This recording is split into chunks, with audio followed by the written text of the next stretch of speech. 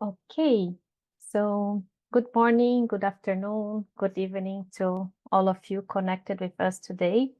Welcome to the first webinar of MSPglobal 2.0, an initiative designed to implement the joint MSP roadmap of the Intergovernmental Oceanographic Commission of UNESCO, IOC, and the Directorate General for Maritime Affairs and Fisheries of the European Commission, DG Mare. My name is Michele Quesada. I'm the MSPglobal coordinator, and it's my pleasure to moderate the beginning of this event about such important social aspects for MSP that we will address today. This webinar is co-organized by IOC together with the Local and Indigenous Knowledge Systems Program of UNESCO and the Swedish Agency for Marine and Water Management, SWAM. And we are very glad about counting with the support of LINKS, SWAM, and the government of Sweden to implement these activities under the joint MSP roadmap, IOC and DG Mare. So next slide. Today, we want to have a dialogue about a human rights-based approach and social well-being in MSP, based on the key finding of these publications that you are seeing on your screen, publications on Indigenous peoples, local communities, poverty, and gender, which were recently published by the co-organizers of this webinar. After the opening remarks, we will start talking about the publications on engaging Indigenous people in the local communities and embracing Indigenous and local knowledge, these two publications on your left side.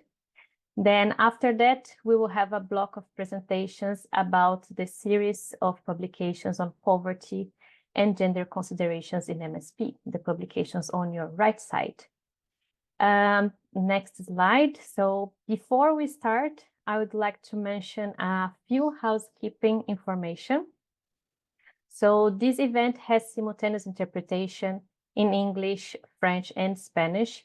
You can select your preferred language by clicking on the globe icon at the bottom bar of Zoom. The Zoom chat is open, but please use it only for technical issues. For questions, we will use Slido. Next slide. So to send your questions through Slido, you don't have to install any application. You only need to open your browser in your computer or mobile phone and go to the website slido.com. There you enter the event code Social MSP, and we will have a special Q&A session after all presentations.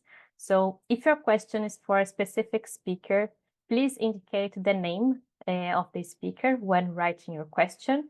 You can also vote for other questions that you think are interesting. So in case someone else asks the same question that you'd like to do, instead of writing it, please vote so we know what are the most voted questions to make to our speakers. And next slide. So I would like to invite now the representatives from the co-organizers of this webinar for their opening remarks. So I would like to invite the four of them to turn on their cameras. We will start with Julian Barbier.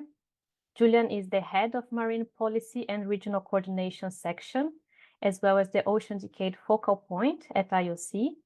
Educated as an environmental scientist, he has approximately 20 years of experience at the international level in the field of ocean sustainability, ocean governance, and the implementation of the ecosystem-based management approaches at various geographical locations.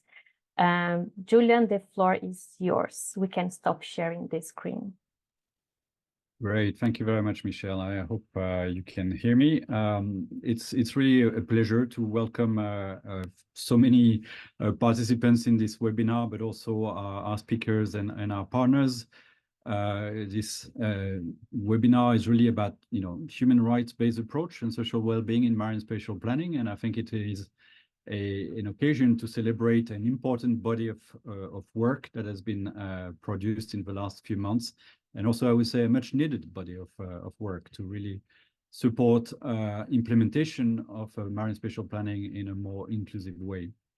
In September 2023, exactly almost a year, day for day, we launched the second phase of the MSPglobal initiative, and this is really the framework within which we are developing this work.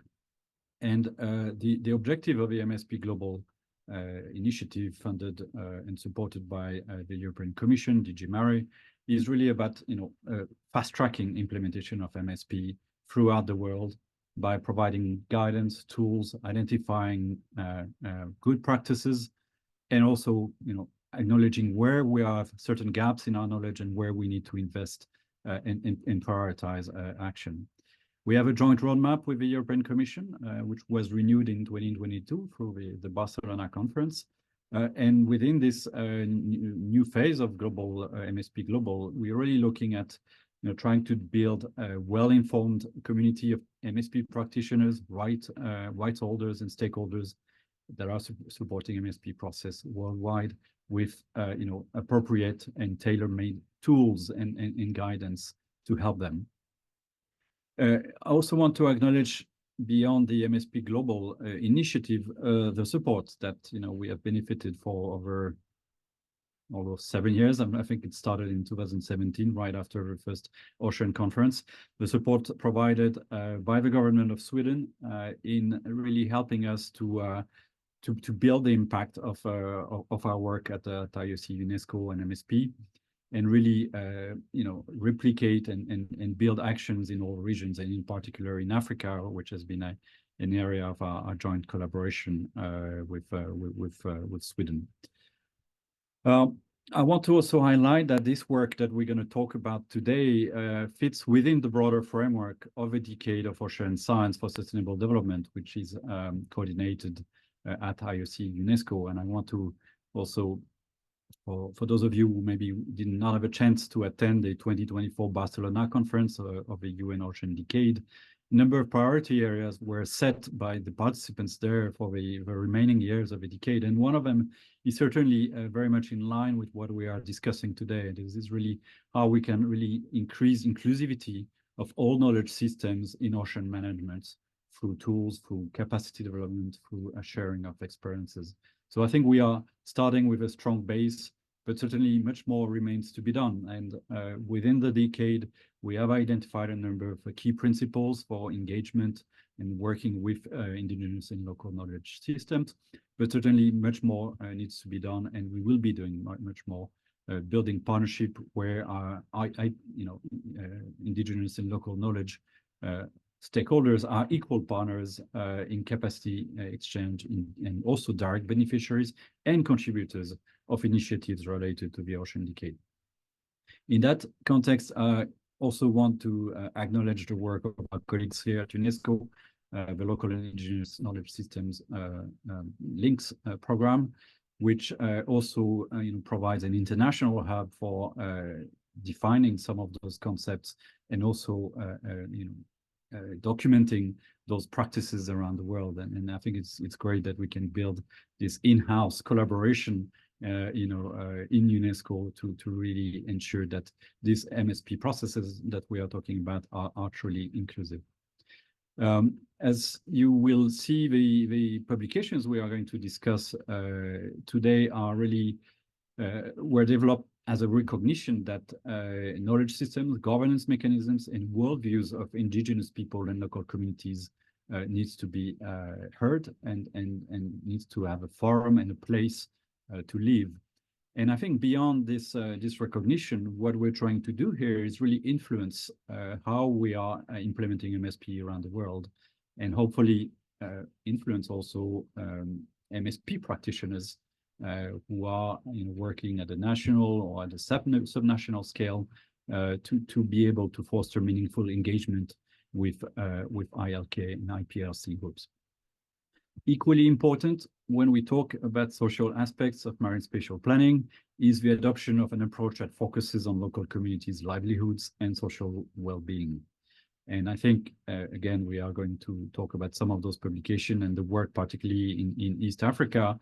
The assessment that takes into consideration poverty and gender are now a prerequisite and should really be part of any baseline studies when defining conditions for MSP development and implementation. So in that respect, I very much welcome the work that was done with with IOC Africa and the Swedish Agency for Marine and Water Management, which really provide an interesting framework and pilot cases around this. So just to wrap up on my side, very much would like to thank all the experts that are taking some of their times to share their experience, to share their expertise, which are hopefully well encapsulated within those publications. I want to thank our colleagues from LINX and the Swedish Agency for Marine and Water Management, and it's great that we have the presence of the Director General of SWAM with us today, so thank you very much for being with us. But also want to thank our colleagues from the European Commission that have invested in our partnership almost soon 8 years ago, as well as the government of Sweden, who has been a particular supporter of this piece of work. So I wish you a very fruitful discussion, and the last thank is to our team, the MSPglobal team, for doing such a great job at bringing the global community together for meaningful dialogues such as this one. Thank you very much. Thank you, Julian, for setting the scene. I would like to pass the floor now to Nigel Crowhall. Nigel is Chief of Section for the Local and Indigenous Knowledge Systems Program under the Natural Sciences Division at UNESCO. Nigel holds a PhD in social linguistics, and he was formerly the IUCN chair for the theme of Indigenous Peoples, Local Communities, Equity, and Protected Areas. Nigel. Thank you very much, Michelle, and thank you, Julian, also for that very warm and good opening. It's a great honor to join you. This is a really exciting initiative, and we feel it's a frontier initiative as well. It's breaking new ground, as it were, or maybe pushing out into new waters. The main thing we wanted to communicate at the beginning of this webinar is the centrality of a human rights-based approach to decision-making, to involvement of different rights holders and stakeholders. So the UN itself is founded on the principle of the Universal Declaration on the Rights on Human Rights. So human rights apply to all people in all circumstances. But that is not always easy to achieve. So there are some contexts where communities are well empowered, are well represented, have tenure, security, and they are able to act effectively within the conservation of their marine and coastal territories. But most relationships with the ocean were developed under customary law and under traditional mechanisms, and those were often not recognized during the colonial period. So for many countries that were under colonial law, there was a non-recognition or even a distortion of how traditional customary systems of marine and coastal management functioned. And that has, in some cases in the post-colonial context, led to a situation of different types of vulnerability or disempowerment of communities. And there's the one principle about that everybody is a rights holder, but also for indigenous peoples and for some other communities, that they hold those rights within a collective, that particularly in the African context, the African Charter on Human and People's Rights recognizes the nature of both collective rights as well as individual rights, and these as synergistic with each other. Whereas overall in the UN system, the rights are have been primarily associated with the individual from 2007 on, with the adoption by the General Assembly of the Declaration on the Rights of Indigenous Peoples. We also have a framework that strengthens our understanding of the relationship between people and place. And these are nuanced and complex. They vary enormously around the world. But in a time when we have to take joint action on the ocean, and we really welcome the decision of the General Assembly to launch the decade on ocean science for sustainable development and the enormous leadership provided by the IOC, this is an opportunity to explore how this is going to work. So there are two elements of it: the element of the rights holders and the ability to support their rights, to recognize that they're rights holders, and to look at how that's going to be interpreted. But on the other side, there is a developmental agenda, that there's pressure on many countries to use their coastal and marine resources for addressing the sustainable development goals. And that doesn't always act in the same direction as a rights-based approach. So how to find that balance and that relationship. And one of the ways in which we engage with that is to help communities tell their own story, to look at their own spatial management, their own governance systems, their own understanding of marine resources, but also their own ethical frameworks. So we really invite this platform, which is bringing different rights holders and knowledge holders together. And we say, you know, it's our joint responsibility to work with all the different actors and rights holders to ensure that this is a sustainable approach that is both it's going to both recognize the importance of marine biology as well as the sustainable governance and sustainable use of those resources. And a number of these issues have been unpacked under the Intergovernmental Platform on Biodiversity and Ecosystem Services, and we're thrilled to cooperate with IOC and its partners, with SWAM and with the Swedish government to help promote that. So we're glad to be here, very pleased to join you and all the different partners and knowledge holders in this dialogue. Thank you, and over to you, Michelle. Thank you, Nigel. We have learned a lot with links during the past months. With links and the network that we are connecting MSP practitioners and indigenous and local knowledge practitioners. Next, I would like to welcome Anna Ledin. Anna is the Director General of the Swedish Agency for Marine and Water Management, SWAM. She's an experienced leader and scientist with extensive experience at local, national, and international level in work related to societal challenges, mainly with connection to environment and sustainable development. Anna, the floor is yours. Thank you, Michelle, for this kind introduction, and thank you everyone for showing up this afternoon. Yes, I'm Anna Ledin. I am pretty new Director General for the Swedish Agency for Marine and Water Management. I started in April. However, I've been working with water issues for almost 40 years, and my driving force is still the urgent need for sustainable handling and use of our water resources. To be honest, I would say I'm a little bit disappointed how difficult it is to put the water on the agenda and how we actually manage to handle these very complex issues of water. And that's why it's nice to be here today. And we have this possibility to discuss these issues together on this webinar, because you really need to work together, really work hard together to solve these issues. The focus for today is Marine Spatial Planning, the task of designing a process for planning, and the challenge of conducting such planning. And we shouldn't neglect the last part, to really conduct the planning. It's a big task and it's a big responsibility. I'm sure that we together can strengthen our capacity to plan the future of the ocean, to take care of the ocean, and to use the ocean for the joy and the benefit of all. At the Swedish Agency for Marine and Water Management, we work on behalf of the Swedish government to protect, restore, and ensure sustainable use of fresh waters and seas, including fisheries, in Sweden. Marine planning can be set as a very powerful force in motion.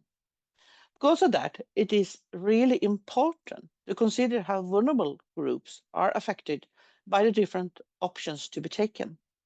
One way of doing this is to make the voice of the vulnerable heard during the planning process, and to discuss different alternatives against the social thresholds. We aim to increase the opportunity for people to get out of poverty thanks to sustainable use of the sea. That's part of what we are going to discuss here today. Furthermore, it's important to remember that poverty is not only the lack of money. Poverty is also lack of power and voice, opportunities and choices, resources and security. Fighting poverty means all of that. We also need to focus on the gender issues. Equality is, of course, of the equal rights of all people, including the gender equality between women and men. We all have the equal rights, life prospects, and opportunities, and the same power to shape our own lives. We should have that. Marine spatial planning should take both poverty and equity into consideration and can, when carried out in a good way, reduce the conflicts and make it possible for people to get out of poverty thanks to sustainable use of the sea. I will thank all the authors of the publications in our joint work of IOC. I would also thank UNESCO IOC, IOC Africa, and European Union Director General for Maritime Affairs and Fisheries, and the MSPglobal for the fruitful collaboration through this work. By that, I would like to end my introduction. By considering poverty and gender in your marine spatial planning, you may increase the long-term success of your plan. And I think that's extremely important. By that, I would like to thank you for joining us today. And I really hope that you will have a very interesting afternoon with a lot of useful discussions, helping us, all of us, together to put this very important issue on the agenda and also to solve it. Thank you very much. Thank you so much, Anna, for your words and efforts to put the water and the ocean high in the agenda with this focus of benefits to all. I would like now to pass the floor to Ibukun Adewumi. Ibukun is the new head of the IOC Africa Secretariat, overseeing initiatives aimed at addressing ocean challenges in Africa and adjacent islands. Ibukun holds a Master in Marine Spatial Planning and a PhD in Ocean Economy, Policy and Governance.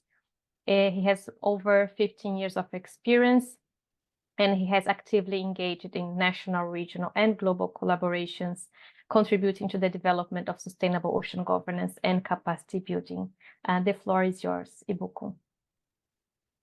Oh, thank you very much, Michelle, for that introduction. It's a pleasure to welcome you to this important event, this webinar. Today, we are not just discussing marine spatial planning. We are really diving into the heart of sustainable ocean governance, focusing on indigenous knowledge, local communities, poverty, and gender. These are not just topics, I must say. They are the lifeblood of our collective future. And I think our collaboration with UNESCO links and the Swedish Agency for Marine and Water Management has really yielded groundbreaking insights. So this publication actually reminds us that indigenous and local knowledge is not just historical. I've taken some time to read through some of this publication, and it appears to me that the aspect of indigenous knowledge is revolutionary because it is the secret sauce for sustainable ocean governance and also addressing poverty and gender disparities. So that's like adding the final essential ingredient to a recipe of success. The publication we are going to explore today, such as engaging indigenous people and local communities in marine spatial planning, and also developing metrics of poverty and gender consideration in marine spatial planning. They are not just academic exercises. They've gone through rigorous and extensive studies, considerations, and collaboration with local people and local communities. So for me, I think that they are blueprints for action. They actually provide that practical examples and good practices that can guide us in creating more inclusive and effective marine policies. So this work is particularly relevant to IOC Africa's mission and the priority of Africa. As you all know, our region faces unique challenges, from coastal erosion to impacts of climate change, which disproportionately affect the vulnerable communities. So by incorporating indigenous knowledge and addressing poverty and gender issues, we can develop more resilience and equitable marine spatial plans that benefit all. Let's consider this for a moment. Africa coastal communities are on the forefront of, the front line of climate change. We're talking about issues of rising sea levels, increased storm intensity, coastal erosion. These are just a few of some of the risks and impact of both anthropogenic and man-made effects on our ocean and coast. So they actually they represent our reality, in fact, in Africa. And indigenous knowledge offers time-tested solution that I think modern science is only beginning to understand. So by integrating this wisdom into our planning, we can create strategies that are not only effective, but also culturally resonant and sustainable. Moreover, I think addressing poverty and gender disparity is not just a moral imperative. In my own understanding, I think it's a strategic necessity. Poverty and gender inequality undermine the very, very foundation of sustainable development. And when we fail to address these issues, we fail to harness the full potential for our communities. So the lesson from Kwale County in Kenya and the pilot studies in Madagascar provide actually practical examples of how we can incorporate these consideration into our work. And I must also say that as we are actually collaborating and working together to make sure that these approaches find their footings within our marine planning and governance, I think the wisdom of indigenous people and local community should be our compass. Their sustainable practices have been around longer than any of us, I will repeat, and they hold key to balancing the use of our ocean and the future. And also addressing poverty and gender disparity ensures that our collective effort in marine spatial planning are equitable, just, and ensures that the benefits that we accrue from these marine resources also trickles down to the community. So I would like to extend my heartfelt thanks to our partners, the UNESCO links, the Swedish Agency for Marine and Water Management, and also to our esteemed authors of these different publications. So I think I will rest my case here, but before that, I would also like to encourage us, the participants, to share our views. Even we can also try to challenge some few assumptions if possible. But I think together we can really ensure that all these approaches really percolate into the way we plan and manage our ocean. So thank you, and let's get the show on the road. Thank you, Ibokun, for highlighting that the indigenous and local knowledge as the secret source for ocean solutions and sustainable development. I like it, that one. With that, we finish our opening remarks, and we go now for our block of presentations on indigenous peoples and local communities. We'll kick off with a presentation about these two new MSPglobal publications. Next slide, please. For that, I would like to invite the expert who led this work, Fernanda Storti, Fernanda led the co-development of these two IPLC's publications. She's an oceanographer with a PhD in ecology and natural resources, specializing in the sustainability and resilience of coastal marine socio-ecological systems. Her expertise encompasses the governance of coastal marine climate policies, the integration of diverse knowledge systems, and the encouragement of stakeholders' engagement and participatory planning. Fernanda, the floor is yours. You have 15 minutes to present. Hi, Michelle. Hello, everyone. So first, I would like to thank for the opportunity of being here today with you to discuss this important matter to marine spatial planning. So I will present the publications MSPglobal produced in order to address this challenge. So I will start from the issues and needs for these publications. So although we acknowledge that indigenous peoples and local communities hold a vast knowledge on coastal marine ecological systems, this knowledge is often overlooked in marine spatial planning initiatives.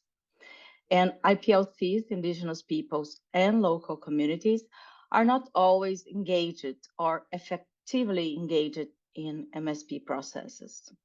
Also, it was observed a lack of guidelines specific for MSP about engaging with indigenous peoples and local communities. On the other hand, IPLCs are not always aware of regulations regarding marine resources, marine policies, and how they can contribute and what are the benefits of this policy to them. So since MSP is usually a national policy, we ask how to integrate national and local skills, including customary management systems in marine spatial planning. So next, so we produced two publications. One publication is brings basic concepts, and the second publication brings good practice on engaging indigenous peoples and local communities and embracing their knowledge in marine spatial planning. These publications were organized to assist MSP practitioners in effectively involving IPLCs and including their knowledge in MSP processes, while respecting universal human rights and internationally recognized ethical principles. It also seeks to foster co-management practices between governments and indigenous peoples and local communities at the local level, and to encourage MSP initiatives led by rights holders inside their ancestral territories. Next. So the volume 1 brings key international frameworks and guidelines to be considered when engaging indigenous peoples and embracing indigenous and local knowledge and indigenous peoples and local communities.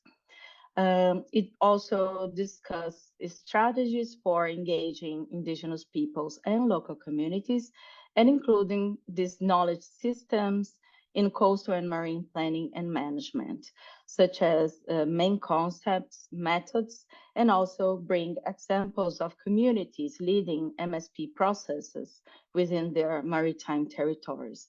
So from Canada, United States to Chile, Senegal, and New Zealand. It also discussed MSP as an opportunity towards environmental justice in ocean matters. Next. The review of key frameworks and guidelines, we start with the Indigenous and Tribal Peoples Conventions of the International Labour Organization. Then we also reviewed the United Nations Declarations on the Rights of Indigenous Peoples. We also reviewed several FAO guidelines, such as on the responsible governance of tenure of land, fisheries, and forests, the voluntary guidelines for securing sustainable small-scale fisheries, and also guidelines on free, prior, and informed consent manual for project practitioners.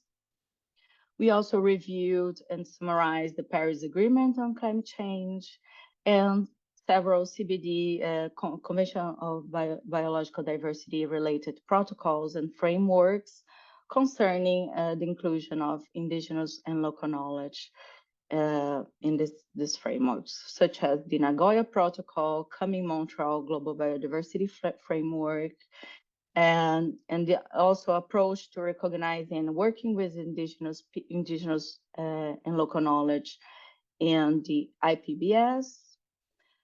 We also reviewed the UNESCO and UNEP World Conservation Monitoring Center on a practical guide for working with indigenous and local knowledge in national ecosystems assessments. And finally, the agreement on the conservation and sustainable use of marine biological diversity of areas beyond national jurisdiction under the UN Convention on the Law of the Sea. So, and next, the key messages of this publication are that we should adopt a human rights-based approach, taking into account all those frameworks and guidelines and the next to come. Engage indigenous peoples and local communities from the outset and include them in all phases of marine spatial planning. Recognize indigenous peoples and local communities as rights holders and differentiating them from other stakeholders in this process. Ensure their active, free, effective, meaningful, and informed participation. Foster co-management practices and encourage IPLCs-led MSP processes within their ancestral territories. Ethically approach IOK, indigenous and local knowledge, to fill knowledge gaps in scientific data. Adopt fair and care principles in data management. And develop MSP plans in harmony with the principles of equity and environmental justice towards the resilience and sustainability of socio-ecological systems.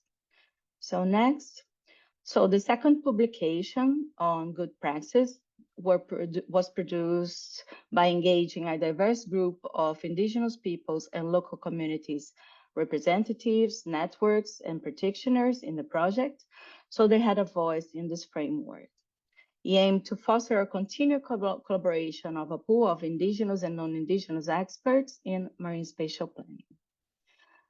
So next, the dialogues comprised of 4 meetings, 2 meetings for Group 1, which covered mainly Asia and Pacific regions of the globe, and 2 meetings for Group 2, mainly for Americas and Africa.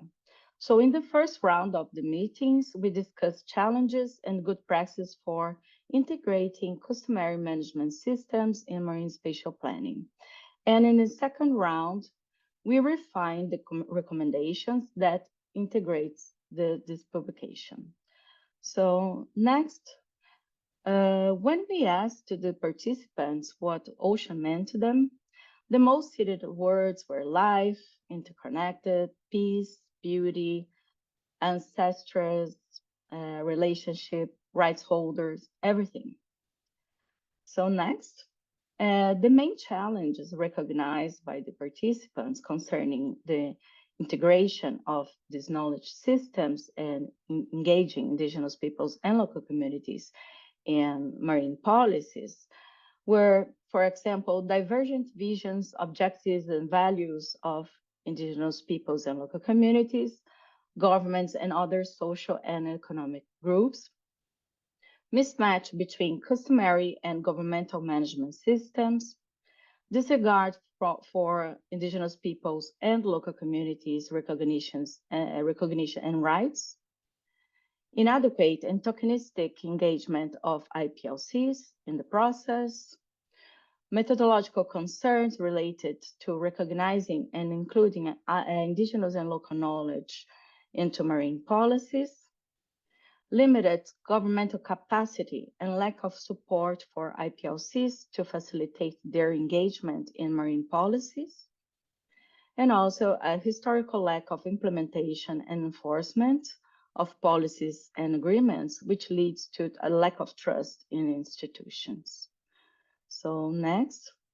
So the overarching recommendations to engage indigenous peoples and local communities and include their knowledge in marine spatial planning to tackle these challenges are, for example, to recognize and implement indigenous peoples' rights frameworks and protocols, and extend these principles to local communities, such as small-scale fishers. Considering free prior informed consent protocols, data sharing and data protection protocols, grievance mechanisms, and others. Ensure equity and equality for women, youth, elderly, vulnerable, and minority groups, including them in participation in the process, and promoting capacity development so that they can participate in this process. To take into account indigenous peoples and local communities' rights, as stated in human rights frameworks, such as the self-determination, rights to cultural maintenance, tenure rights, and rights to the maritime territories. And also recognize the diverse scales and systems of management within a territory and adjust the MSP governance scheme accordingly. So if the MSP governance scheme can be indigenous peoples and local communities led, government led, or a co-management approach. Next. Also, to adopt a comprehensive and holistic participatory approach in knowledge co-production and co-creation, place indigenous and local knowledge as equally important as mainstream scientific knowledge, considering indigenous and local knowledge as science. Recognize and embrace an adaptive management approach based on indigenous and local knowledge. For example, considering their knowledge on seasonal patterns on nature, knowledge on climate change, and ecosystem-based approach. Build transparent and trustworthy MSP processes based on strong and long-lasting relationships by allocating sufficient time for discussions, promoting multiple rounds of hearings, using an appropriate language to address those communities, and making those documents publicly available. And finally, building capacity and competencies in marine spatial planning process for government representatives, practitioners, and indigenous peoples and local communities. For example, government and practitioners can be better informed and trained for engaging adequately with indigenous peoples and local communities. On the other hand, those communities can be trained in MSP-related technologies and communication tools to engage in this process. Next. So the publication also includes specific recommendations per phase of MSP process, which takes into account what is stated in the International Guide on Marine Spatial Planning. So for phase 1, for example, setting the scene, it's recommended to identify indigenous peoples and local communities groups, rights holders, identify customary laws, identify IPLC's territories, maritime territories, search fund for participation, define who is leading the process, and etc. Phase 2, designing the planning process. There is a need for capacity building, promoting an ethical space for engagement, define the composition of representatives in these groups, do meetings in the territories, and build a transparent process. For phase 3, assessment for planning, it's recommended to gather social data and to allow sufficient time and funding to collect social data.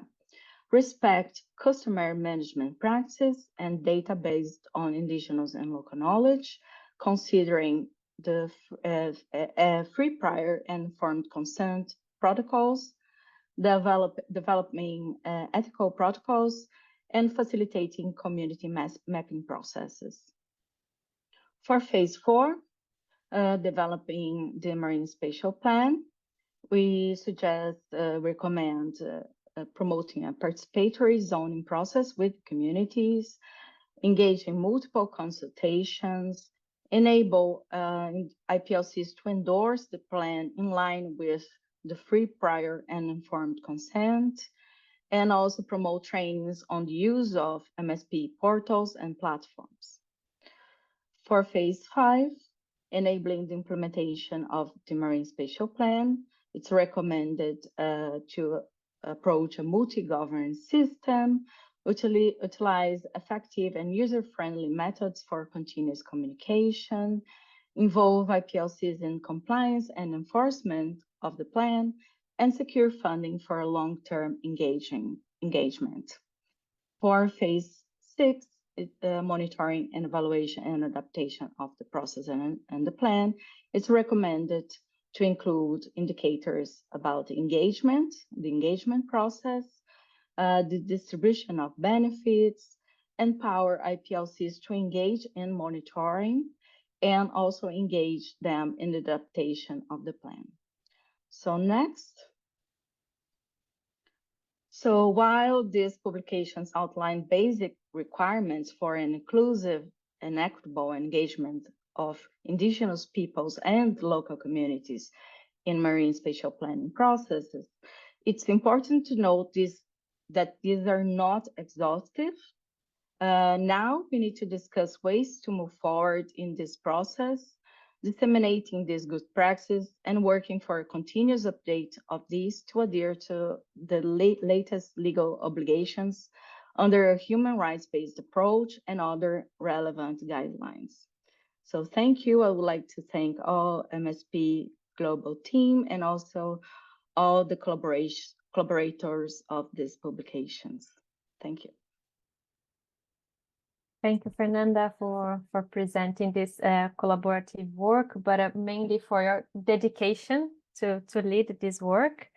We will paste on the chat the links to all the publications, but I will already let you know that unfortunately, exactly today, the UNESCO, which is our library, is in maintenance. So you may face difficulties to access the publications today, but this should be fixed soon. Anyways, just an important information as some of you are already asking about the links to the publications. And now we will have, talking about these collaborations, we have a video with messages from some of these collaborators about the good practices that they helped to develop based on their experiences, their knowledge, their perspectives. So Ines, you can play the video, please.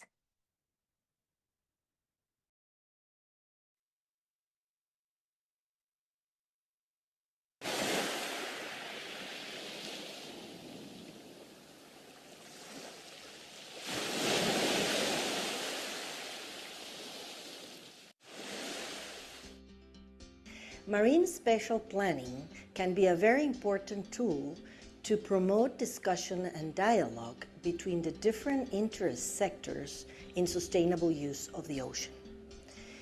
We can gather a lot of different stakeholders, but right holders, women, men, youth from local communities, indigenous people, small-scale fishers, are not only stakeholders, but right holders. They have a particular way of life that link them to the resources of the sea. Participation of these rights holders should be seen not as a favor, but as a right that these communities and social groups have to participate in the decision-making that is going to affect the way in which they have lived close to the ocean.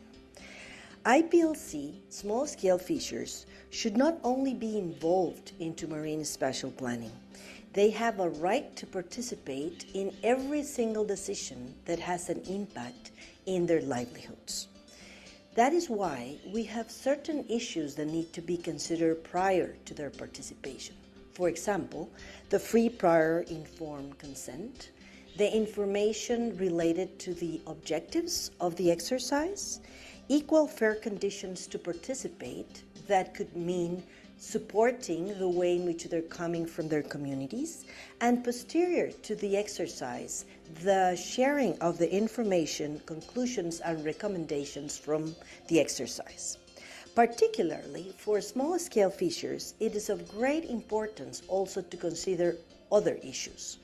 Respect to share governance and sovereignty of the marine territories of life, a clear access of tenure and also access rights to the resources that they have sustainably used along history or time, participation of a broad diversity of these sectors, including women and youth, and the support for them to feel comfortable in their own language.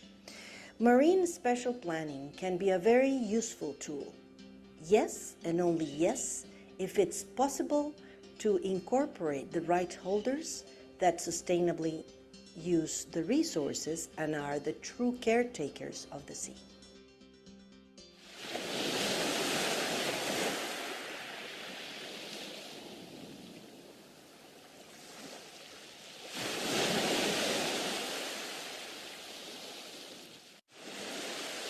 Hi all.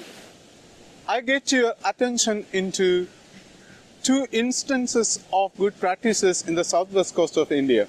Here, active and meaningful participation of our indigenous fishers, Mukkuvar, and other local communities in scientific studies postulate the importance of co-production of knowledge in the management of marine spaces.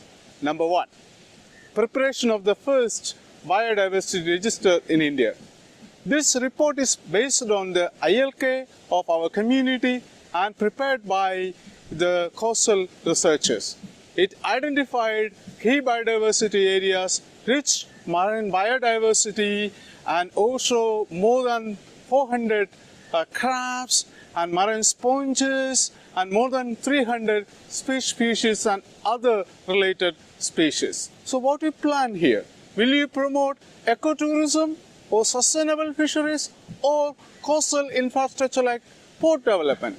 Number two, scientific institutions in India were struggling to establish biological, ecological, and socio-economic impact of port development in the Vizhinjam Bay. A network of scientists, community researchers, ILK holders, development experts came together to address this issue. They identified the impact of port development for the coastal erosion, destruction of the marine biodiversity, and contribution of indigenous species to both local and national economy, other socio-cultural erosions in the area. Based on these two actions, I recommend indigenous-led or indigenous-owned marine scientific studies are important in the management of marine spaces.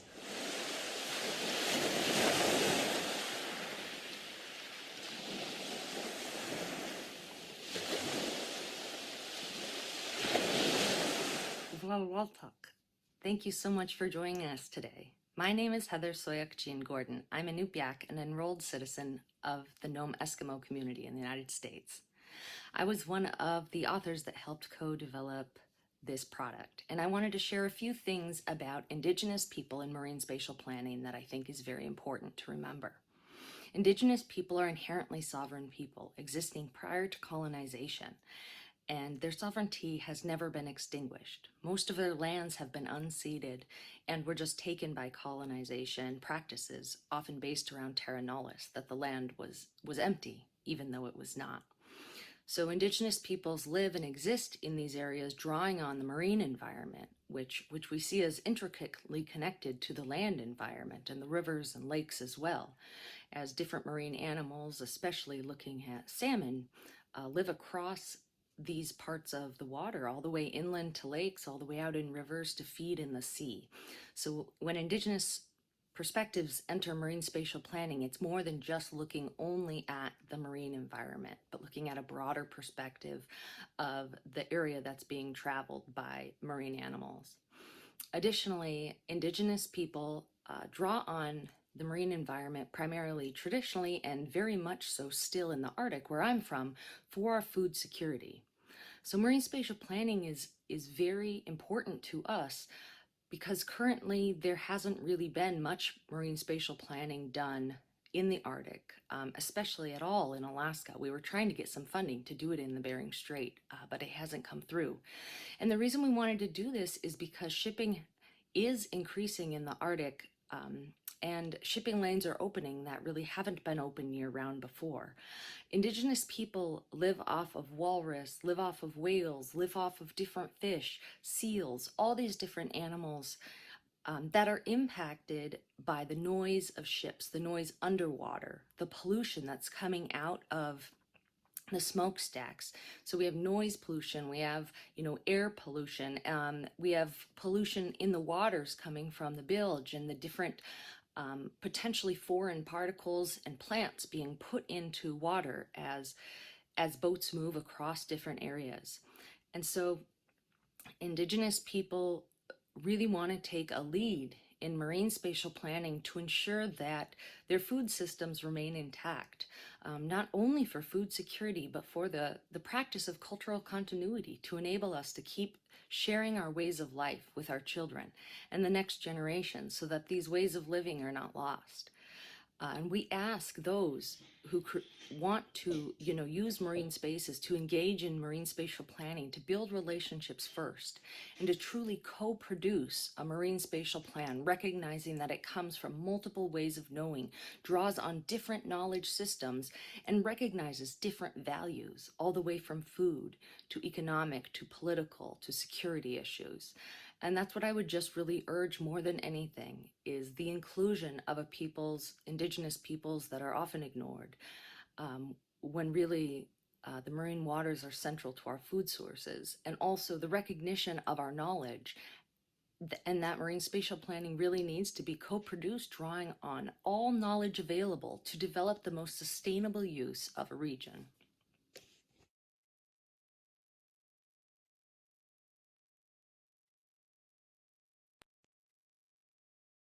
So this video is just to give you a taste of what you can find in this publication on good practices that we co-developed with 20 experts from around the world. The links are on the chat. The document is available in English and will be soon available also in French and Spanish. So if you, Inez, you can bring back the slides, please.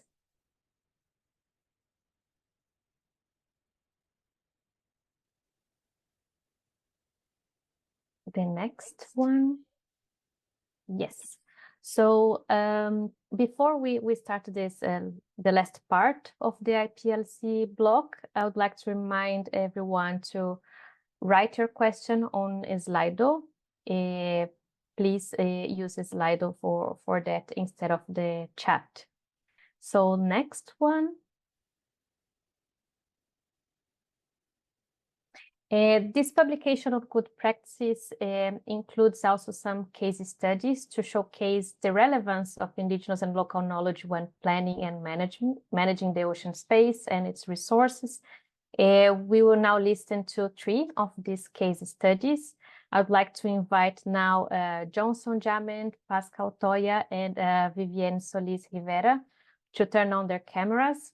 I will kindly ask each of you to introduce yourselves when you start your respective slides. So we will start first with the presentation from Johnson Jament of the Coastal Resource Center of India. The floor is yours, Johnson. Thanks, Michelle. This actually Blue-Green Coastal Resource Center is set up by myself and a group of indigenous knowledge holders in South India, in Kerala. So in this case study presentation, I like to demonstrate how indigenous knowledge actually helpful managing the marine spaces of Mukua community. So Mukua community is one of the coastal indigenous peoples who majorly live in South India, the Trivandrum district of Kerala, and also the Kanyakumari district of Tamil Nadu, and some parts of Sri Lanka also we can see the presence of indigenous coastal people like Mukuva. So the communities historically continue to live by the sea, and they maintain their coastal connections through their cultural practices, indigenous language, and biodiversity protection, and all other related activities by the sea. So this is very important for them, though some section of the people are moving for better opportunities as well. Next. So here, I'm going to show you how the Mukuva community, the coastal indigenous people, actually manage different marine spaces. I show you some examples later. So one of the practices they adopt is small-scale fishing activities. When we talk about small-scale, it also means micro-level fishing activities. Micro-level means they only catch what they need. They don't catch what they don't need, meaning they leave other species untouched or undestroyed. Therefore, they adopt indigenous technologies like hook and fishing and net fishing when there is an abundant resources are available or maximum available fish stocks according to the various seasons. And also they against the imported technologies like bottom trawling. For example, bottom trawling is introduced in India in 1954 as part of Indo-Norwegian projects. The other mechanized fishing practices like ring scenes and purseines introduced by scientific community in India. These kind of practices actually encourage large-scale fishing activities. But when you say large-scale, it also means that they catch more marine resources, meaning they not only catch fish species, they also catch other marine resources which they don't need actually. So there are evidences of bycatches which destroy underwater ecosystems. So here our community actually certain areas they leave untouched. So meaning there should be minimal human interventions. So which is meant for regeneration and reproduction. So one of the principles followed by our community is maximum distribution, meaning maximum benefits to all members of the community, all who are involved in fishing, marine fishing activities, but with minimum disruption, meaning some ecosystem should not be touched or should not be adopt some kind of fishing activities. So next few slides, I show you some examples of these marine spaces, how they manage. So here I give an example of rocky intertidal or rocky coastlines. This about from Kovalam to Adimalathu, there are about more than 7 kilometers of this area. So there are 25 rocky reef ecosystems identified, and also the promontories are connected to this ecosystem. So this ecosystem, they rarely adopt any kind of fishing activities. So only one group of people who are allowed to do catch here by a small group of fishers who happen to become fishers because of the historical reasons. So they are only allowed to do fishing activities in this area. Otherwise, this area actually left for untouched, even not only fishing activities, and also the transport activities. So meaning under these areas, actually, there are a lot of ecosystems. This ecosystem should be protected.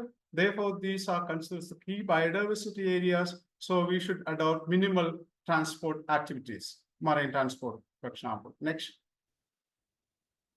So here I show the estuarine ecosystem. Estuarine ecosystem, and there should be minimal human intervention, meaning the sand should only be taken for very necessary condition or essential purposes.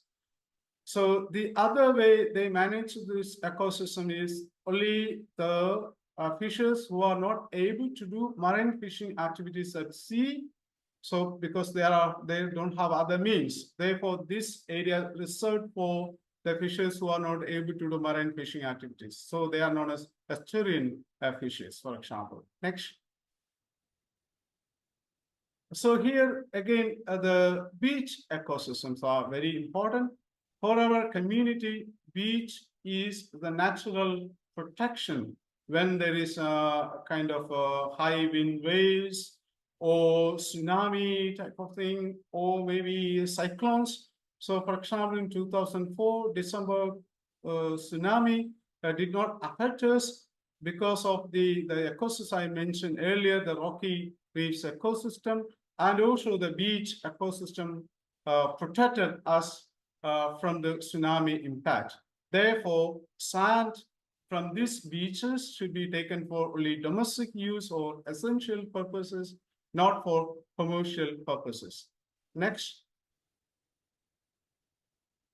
There are also natural reef areas, not only the intertidal zone which I showed earlier, but are also the deep sea.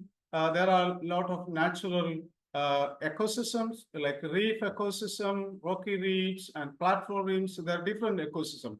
At the same time, there are also artificial ecosystems as well, or like shipwrecked areas and other artificial reefs are located here. So in these areas, because of this protection of this underwater ecosystem, the net fishing should not be done, or the community members discourage any kind of net fishing or shore-seen, per-seen fishing activities, because we think that that kind of fishing activities lead to post-net issue. Therefore, only hook and line fishing are allowed here in this area. That's how this ecosystem should be managed. Next. So for the pelagic fishing, the surface of water fishing, we only do kind of shore-seen fishing activities and also net fishing in this ecosystem. Of course, we should allow net fishing, but it should be based on the availability of abundance of fish resources. And also the season, the various season should be favorable for such fishing activities, meaning their kind of fishing activities should be followed seasonally based, and when there is a fish stocks are abundantly available. Next. So how the community, so this knowledge, this ecosystem practices or sustainable use of this marine resources management by our community, unfortunately not find any place in policy avenues in India, because the community members are, especially practicing fishers, are considered as illiterate, lack of formal education. Therefore, people think that, especially the inland communities who manage bureaucracy and policy and politics, etc., they think that the ocean or coastal indigenous people have no kind of ideas or thoughts or knowledge to give any kind of useful policy decisions or policy ideas to make marine spatial planning, for example. So therefore, even the LK-based scientific studies often considered unscientific, meaning this is not following, and for example, satellite images or other kind of techniques they don't use, because these studies are based on, most often based on the oral tradition, but oral tradition with other scuba diving techniques, for example, that we document a lot of ocean resources here. So, however, as I mentioned in my video earlier, there are two good practices happened, though this is the case, based on the participation of our more than 150 fishes. The first marine biodiversity register is prepared in India by the Kerala State Biodiversity Board. And another study is an example here. The port activities are happen in the key biodiversity area protected by our community over the years. So then scientific community will struggle to understand what the issues of beach erosion. They always link these issues with the climate change. But our people believe that climate change, of course, is a factor. At the same time, human interventions are also important to understand the beach erosion. So these two studies are very important, still available for public. Next, my last slide. Here, therefore, I would suggest that please include us in any policy, any coastal management, any environment impact assessment, because we have knowledge, we have been managing the resources sustainably. Of course, this is an ocean science for sustainable development. Therefore, respect us, give equal recognition as mainstream science or Western science. Therefore, it is the time we should develop inclusive ocean science for effective management of marine spaces. Thank you. Thank you, Johnson, for sharing with us the knowledge, but also the experience of the Mukuvar, which is clearly respectful to the limits of nature. Now I would like to invite Pascal Toya to make his presentation. Pascal is from the Kenya Marine and Fisheries Research Institute. And Pascal, please, before you start your slides, if you can briefly present yourself. Hi, everyone. My name is Pascal Toya. I'm a scientist at Wildfish, and I'm also affiliated to the Kenya Marine and Fisheries Research Institute. Thank you.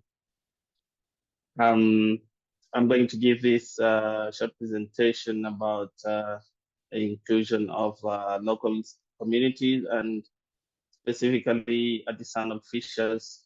And in Kenya, using the example of a beach management unit, a structured organization of local communities that are able to engage in the marine spatial planning process.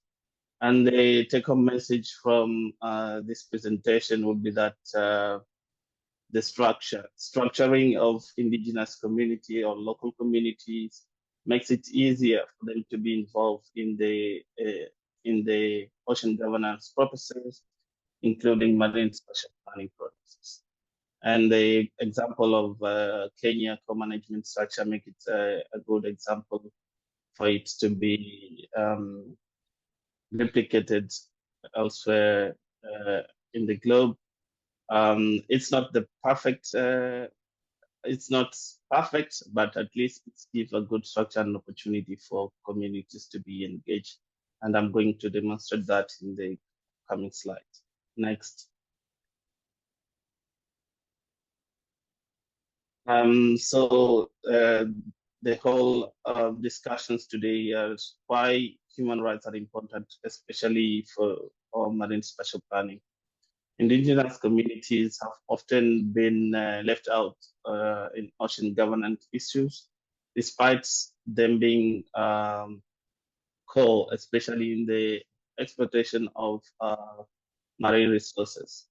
For example, artisanal fishers, who most of them depend on artisanal fishing for livelihoods and also for nutrition, are very much attached to the ocean, and everything that involves planning of the ocean literally touches the rights to livelihoods, right to good nutrition, and involving them in this ocean governance aspects like marine spatial planning make it easier for them to have their rights preserved and also be able to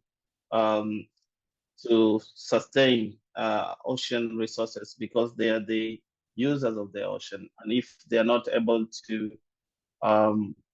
properly manage and use the ocean resources, then the resources will not be utilized sustainably. Next slide.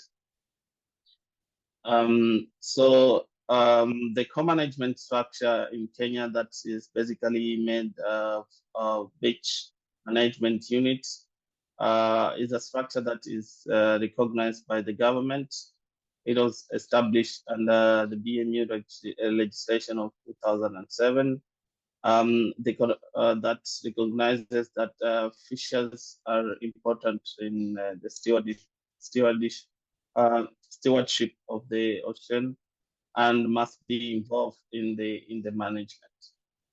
So the co-management structure basically is a management of the ocean, where the government, together with the local communities, actively participate in day-to-day management of the ocean.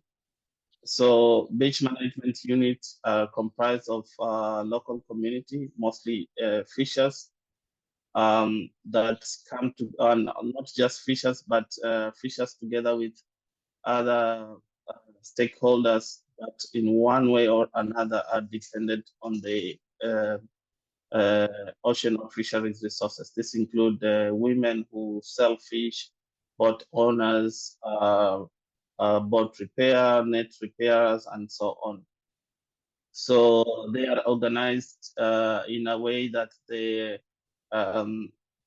together form an assembly that comprises of all the fishers together with the other stakeholders.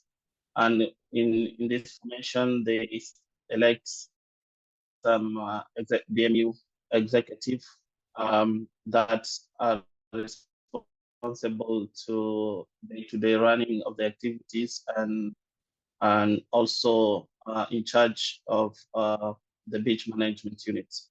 The beach management units have responsibility of creating bylaws, which are more or less laws that govern their area. So first, they create what we call a co-management area. So this is the area that they are responsible for managing, mostly area within the landing site that most of the fishermen land their fish. And then from this, they create a co-management plan. The co-management plan now specifies the different things that the fish management unit must adhere to.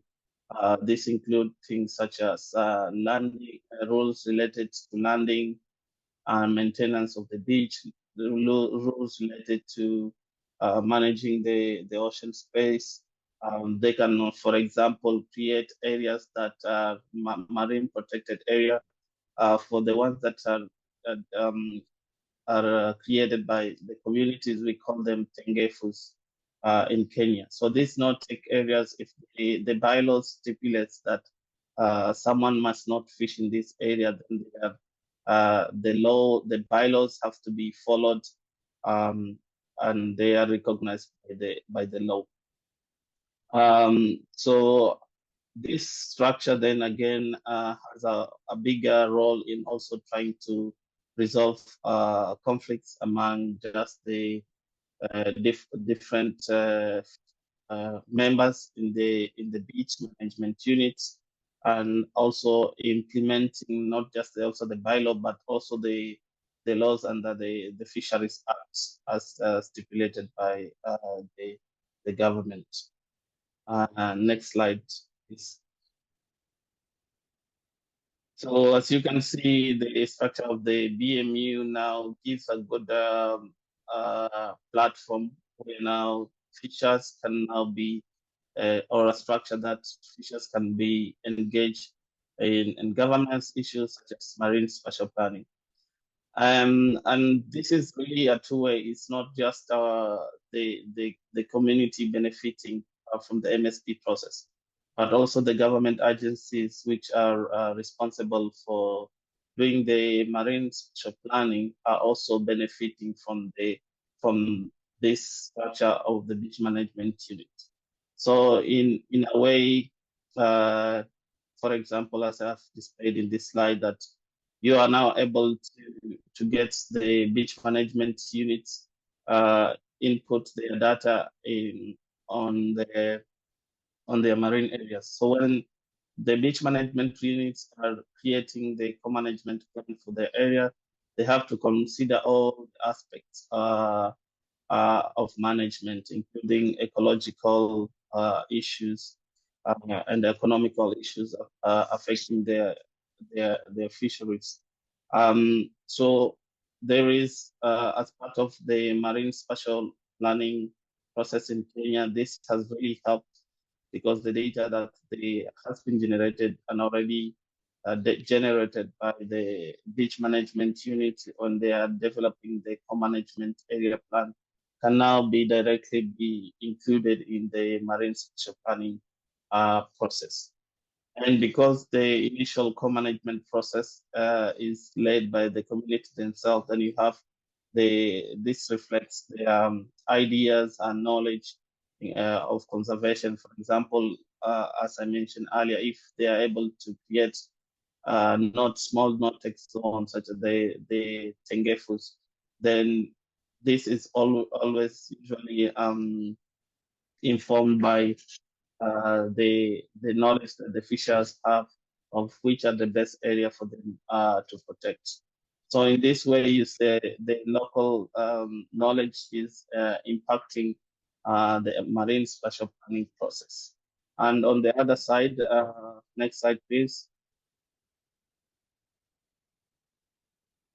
Next slide. And on the other side, the previous one, sorry, the previous one.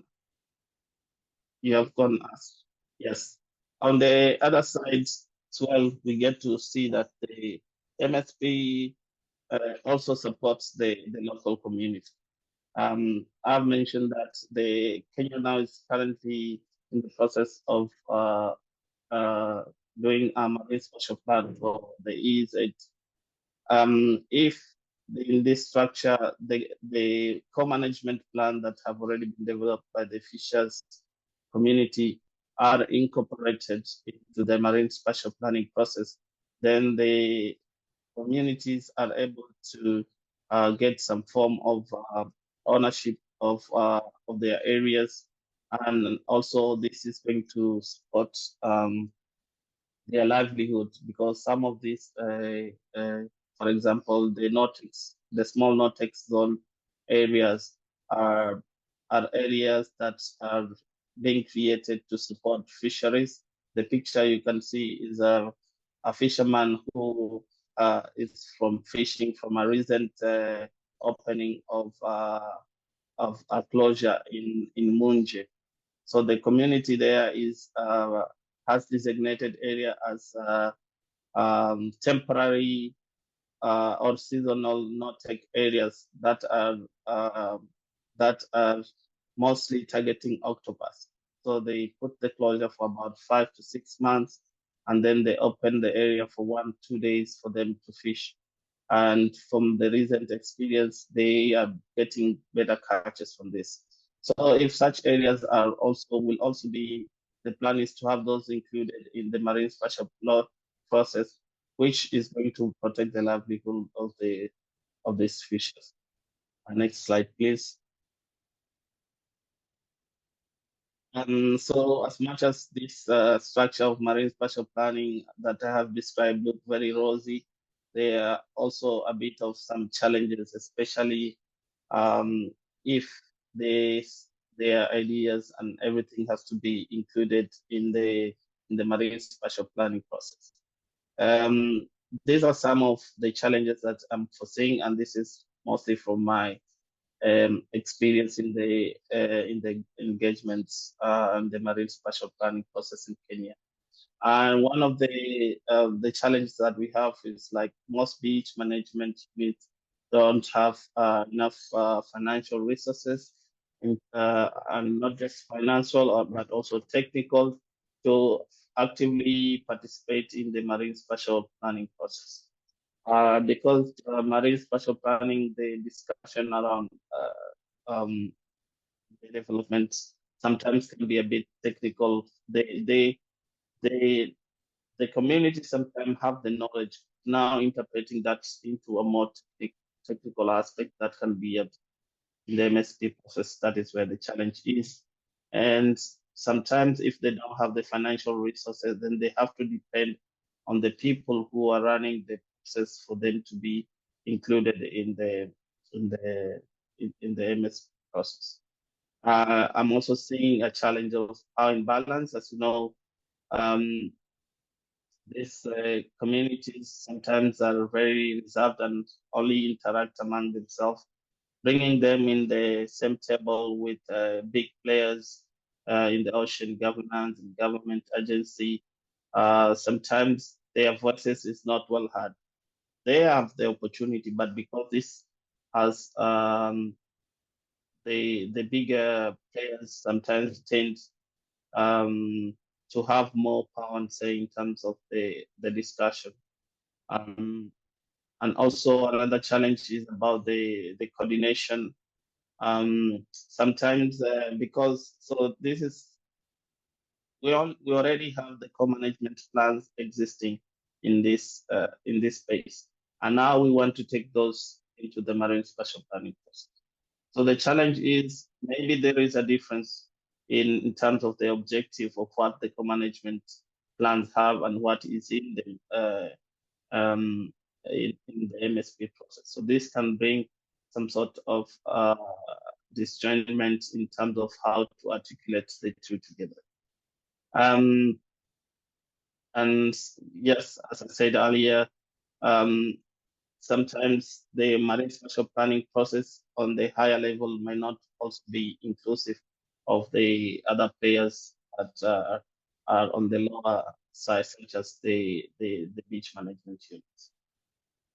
Next slide, please. I think this is the last one. So despite the challenges that I have already elaborated, there may be some opportunities that we can reach this gap of challenges, and this include the capacity building of the beach management units so that they can meaningfully and effectively participate in the marine spatial planning process. This is also enhancing their technical capacity. Another aspect, and also on the co-management, is strengthening the co-management model that is there. So we already have a structure where that's the co-management is one beach management unit creating its own co-management plan. But we have already seen from challenge that sometimes the area that I represent is very small, and it makes a big and ecological significance to have management of a big area. For example, let's say a seascape approach, where you include all the different ecological and economic aspects that are surrounding the marine area. So in this case, it has been seen that it's useful to have several beach management units that surround one area, but that area represents, for example, a seascape, to join together and form a joint co-management area. That is already under process in Kenya, and in the coming days, we should have a formalized joint management structure, which will give the beach management unit more strength and to participate in the marine spatial planning process. They also currently under the marine spatial planning, there is really no formal aspects of representation of these communities in the process. So if that can be formalized and there is a way that you guarantee a seat of this community in the MSP process, then that will really be helpful for the community. Again, as mentioned earlier, the challenge of now interpretation of local knowledge into more scientific information that is usually absorbed or being utilized at the higher level of marine spatial planning, that can also be a good aspect of making sure that the ideas, knowledge of the local communities are embraced in the MSP process. I beg to stop there, and if there are any questions, we can interact in the Q&A session. Thank you. Thank you, Pascal, for this specific example linking MSP to an inclusive beach co-management. We will now move to Costa Rica. It's time for Viviane Solis from Copa Solidar to present her case study. Viviane, I will kindly ask you to stick to the 10 minutes so we have time at the end for the questions. You have the floor. Thank you. Muchas gracias por estar aquí. Vivian Solís de Costa Rica, de Cope Solidar. Nosotros hemos acompañado a los pescadores y pescadoras de pequeña escala de comunidades indígenas y comunidades locales de América Latina por más de 30 años. Así que contaré una historia que es un proceso, no un proyecto ni un estudio, en el acompañar a estas comunidades en una lucha por sus derechos humanos.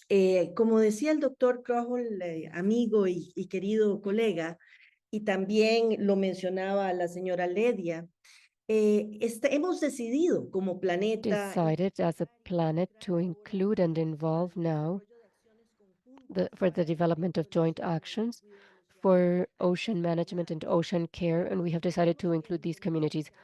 We must also understand that there has been a struggle process in these communities which came about long before the decision that we have just started to make recently, and that there is a lack of a voice, which was also mentioned earlier. It is necessary to open spaces for a direct participation of these communities in the decision-making processes.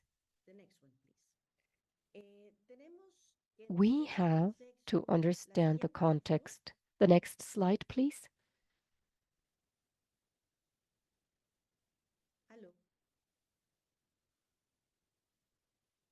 La siguiente, por favor, Michelle. Gracias. The next one, Michelle, thank you. In the case of Costa Rica, small-scale fisheries have three important facts that we need to know about. The first one is that they are a form of life. Indigenous peoples, local communities are very close and are part of that territory of life.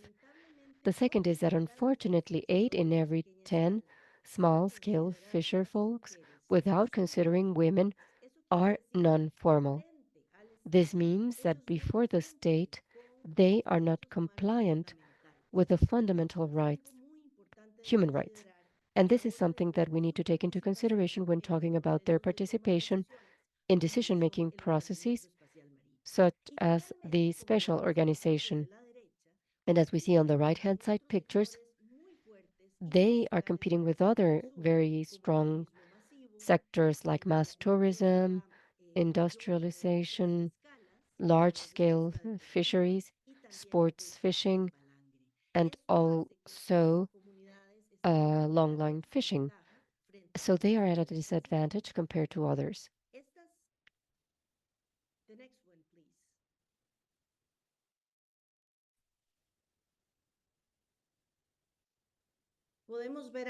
Here we can see how small-scale fisheries are developing intrinsic activities for their capacity building for the development of their productive activities. To the right, we see children learning from the father of the work that is necessary to develop this practice.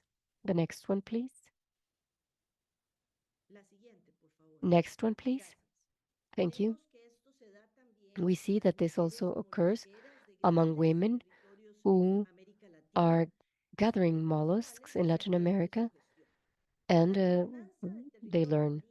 The governance of the marine territory does matter, as has been mentioned by people who have preceded me.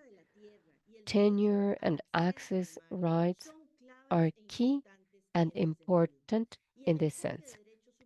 And a human rights-based approach that has been taken into consideration in this global framework is one step towards recognizing the knowledge of indigenous peoples and local communities and embracing its local knowledge in MSP. Next one, please. I'd like to share with you an experience that started in my country 25 years ago, where fishers requested to make a sustainable use of resources. They requested a human rights-based approach. They also requested to make decisions concerning their territories, where their knowledge would be included in the decisions that were to be made and where they were informed and consulted about the decisions made by government, and to do this in a more equitable and from a gender inclusive perspective. To do this, Costa Rica had to prepare a joint management reassessment of participatory governance and a joint governance with fisher folk. And it was through this process that Costa Rica developed responsible fisheries areas. The next slide, please.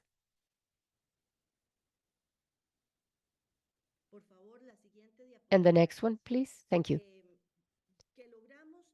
We were able to make progress in my country with regards to how those local spaces and communities would move ahead.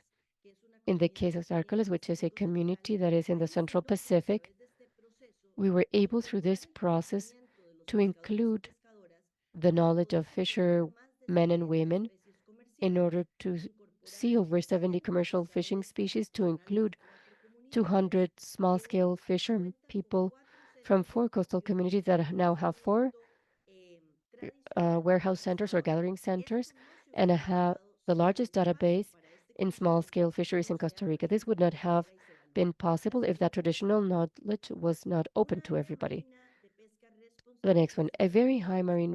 The next slide, please.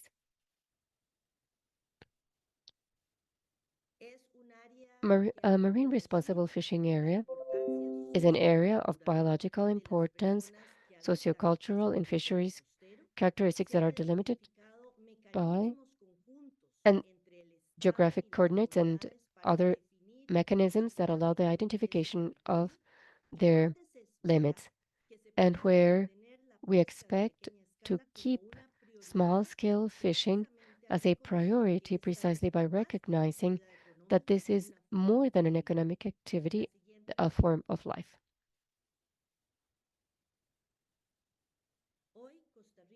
Now, Costa Rica has 13 marine responsible fishing areas.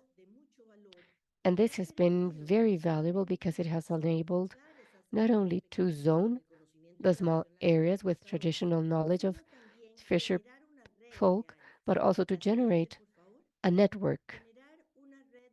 The next slide, a network of marine areas of responsible fishing. As you can see here, it includes small-scale fisheries in the Pacific of the country and recognizes both shared governance as well as the Indigenous Peoples governance model and of Afro-descendant communities. In this case, this network has enabled the preparation of different spaces where fisher folks have had a voice. In 2018, the first Congress of Small-Scale Fisher Folks occurred, and they are recognized as part of this network. This next slide. In 2021, a second National Congress gathers these communities. The next slide, please. In 2023, the third National Congress occurs, where knowledge and culture are highlighted as a fundamental element of the recognition of these considerations by the government. And thus we are able to achieve or to have a louder voice in our communities. Now, going back to the facts, I think that the experience in Costa Rica has proven that shared governance and support to a human rights-based approach is key to achieve the incorporation of these communities in the spatial organization. However, it is also necessary to have some affirmative actions for the protection of these sectors. that we want to involve in these processes for economic actions that are larger and stronger. Tárcoles nowadays, this is a community that we talked about, has the largest database for small-scale fisheries. It has been replaced by some industrial activities that are much more powerful than the activity that these fisher folk develop. Rights to access to land tenure and marine tenure are key for a healthy and respectful form of inclusion of these right holders that have been excluded from the decisions made in their marine territories. And this will define the participation and decision-making processes, more than only the willingness of taking part at this. Finally, women and youth are part of this way of life, and they should be part of all the considerations towards the sustainable use of the ocean resources now and with the MSP tool. I would like to close by saying that there are many challenges, and the human rights-based approach has not reached territories that are close to the coasts, at least in Latin America. And it is very important that in order to see this and the use of technical instruments in order to organize the ocean, we need to make serious efforts and compelling efforts to develop the human rights of these persons. Thank you so much. Thank you, Vivienne. Yeah, always great to listen to you to talk about the human rights and the ocean. So remember, just a reminder to everybody to write your questions on Slido. And so now I will pass the floor to my colleague Ibukun from IOC Africa to moderate the next block on the poverty and gender framework.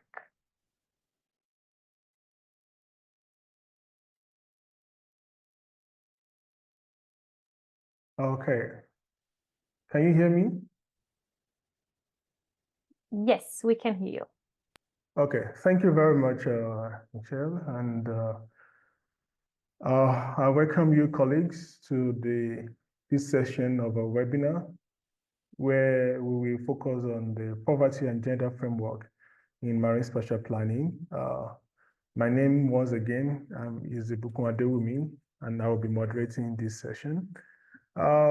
We have two distinguished speakers with us today.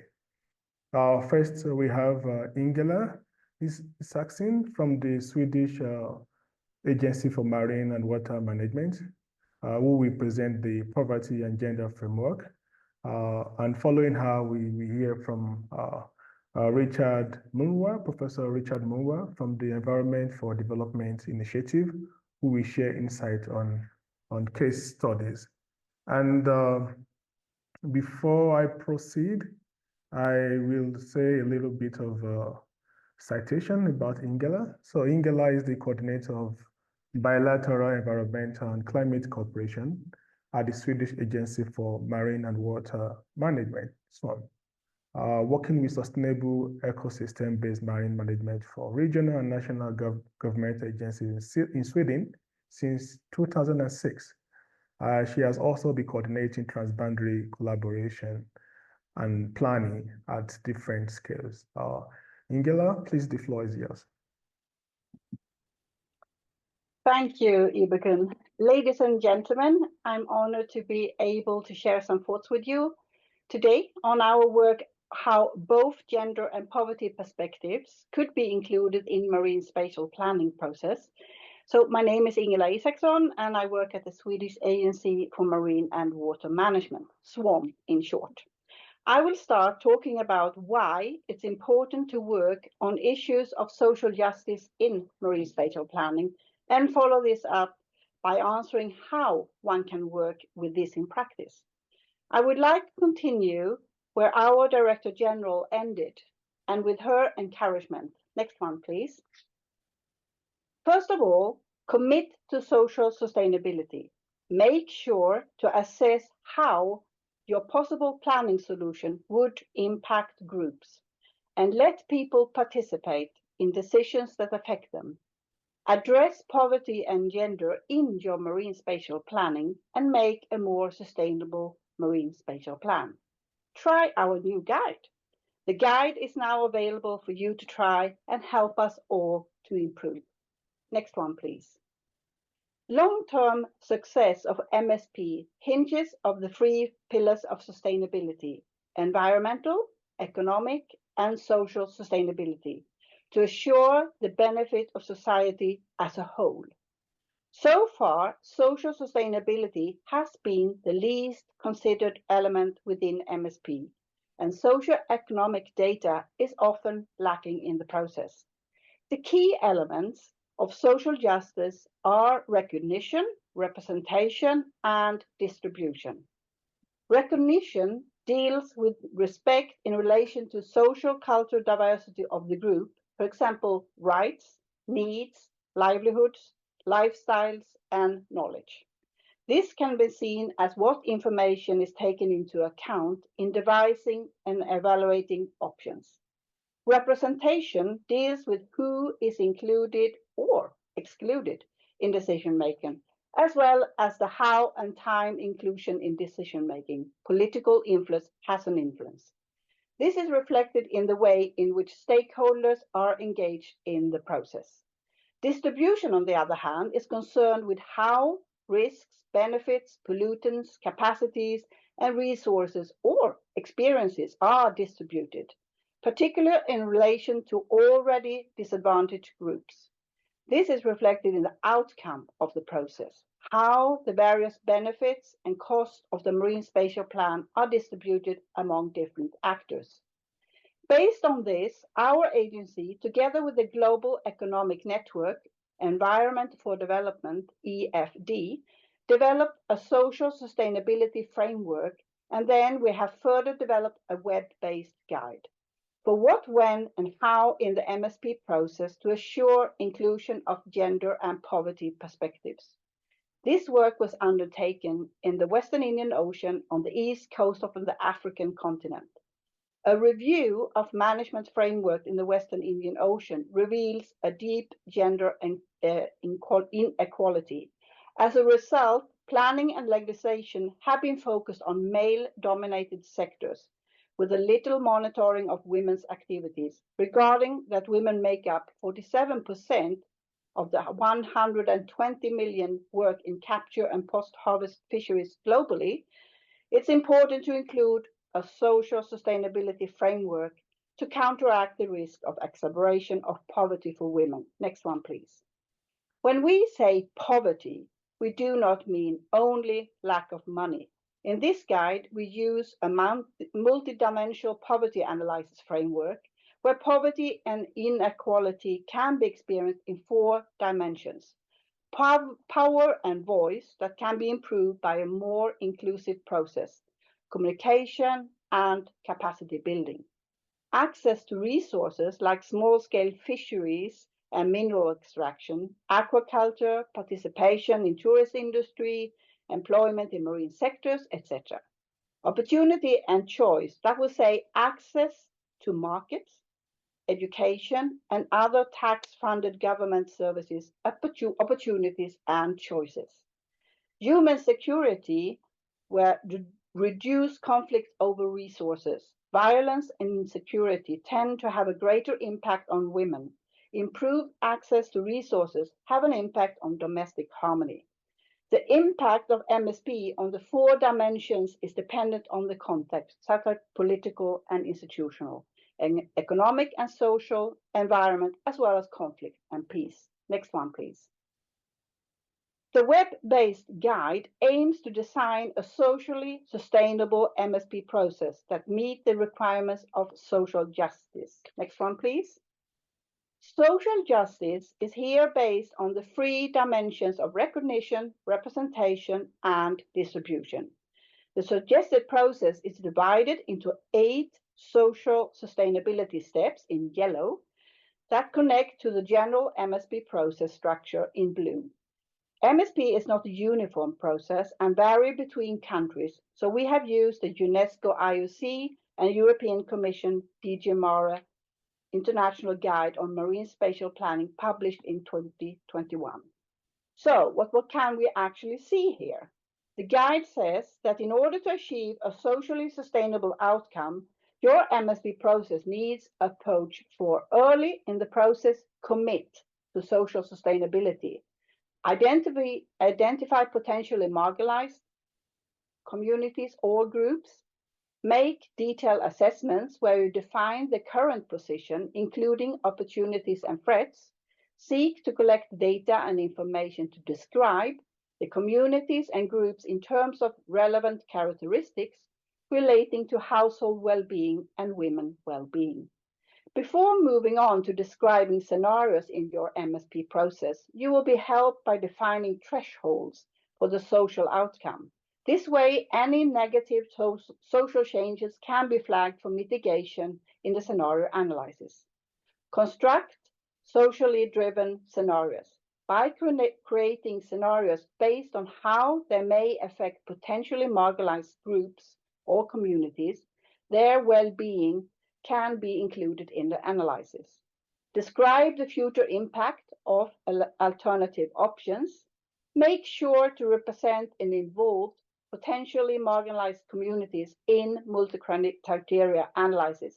Let the stakeholders participate and evaluate the outcomes. Taking these steps will help you meet the requirements of recognition, representation, and distribution. Next one, please. Together with the UN organization IOC Africa, SWAM commissioned the Global Economic Network Environment for Development, EFD, to test the part of the framework, applying it in 3 case studies, 3 coastal areas in Kenya, Tanzania, and Madagascar.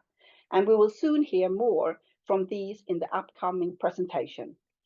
The study involved collection of socioeconomic data using focus group discussions and household surveys in settlement, and the surveys were designed to understand the role of coastal activities in household livelihoods, with particular emphasis on poverty and gender.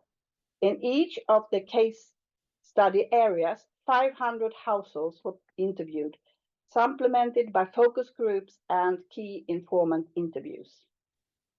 A comparative analysis have been done in all 3 case study areas, have been carried out and has been published in collaboration with UNESCO IOC. And next one, please. And then 3 more next ones. And 1 more. And 1 more, please. Thank you. Some preliminary results on the gender and poverty perspectives from the pilot studies captured in this synthesis study, including all 3 studies. I will not go into details as this will be presented right after in this session. But in short, fishing is a dominant source of income. Next one, please. In the fisheries sectors, the role of women and men are very often different from each other. This being true in all 3 study areas. While men fish, women are often in charge of parts handling catch and processes that catch after landing it. Next one, please. Gender equality score across all 3 cases indicates that women have low opportunities and choice. Increasing employment in other sectors have little impact on women's financial security, and therefore is needed for improved management in all 3 studies. Women are particularly vulnerable to changes which might have implications for domestic security. And there are greater variation within countries. Next one, please. In our web-based guide, you will find more detailed information about the 8 steps, as well as templates that can be used. A guide that ideally helps you design a process and a marine spatial plan that does not worsen poverty and gender inequality, that properly considers and engages potentially marginalized groups in the marine spatial planning process, and makes sure your marine spatial plan is socially sustainable, making sure that no one is left behind. Next one, please. So finally, make sure to address these perspectives. Visit our website, try our guide, and please help us to improve whenever needed. Thank you. Thank you very much, Ingela, for that comprehensive overview of the poverty and gender framework. I believe your insights are invaluable as we really strive to create more inclusive and equitable marine policy. So thank you for that. Just before we proceed, I would like to let you know, colleagues, that our platform, the UNESCO, is now up and running. So you can now have access to those publications, as my colleague Michelle mentioned earlier. And also, before we proceed, I encourage you colleagues to take notes and prepare your questions on Slido, just for the purpose of the Q&A session at the end of this webinar. So next, we have Professor Richard Muwa from the Environment for Development Initiative. Professor Richard is an environmentalist, a professor of environmental economics and policy at the University of Nairobi. He is also the current center director and research lead at the Environment for Development Initiative based in Kenya at the Nairobi University. In this position, he is leading research in natural capital valuation, water economics, energy economics and policy, climate change, inclusive green economy, blue economy, amongst others. Professor Mulwa will present case studies that illustrate the practical application of the framework Ingela just discussed. So Professor Mulwa, please take it away.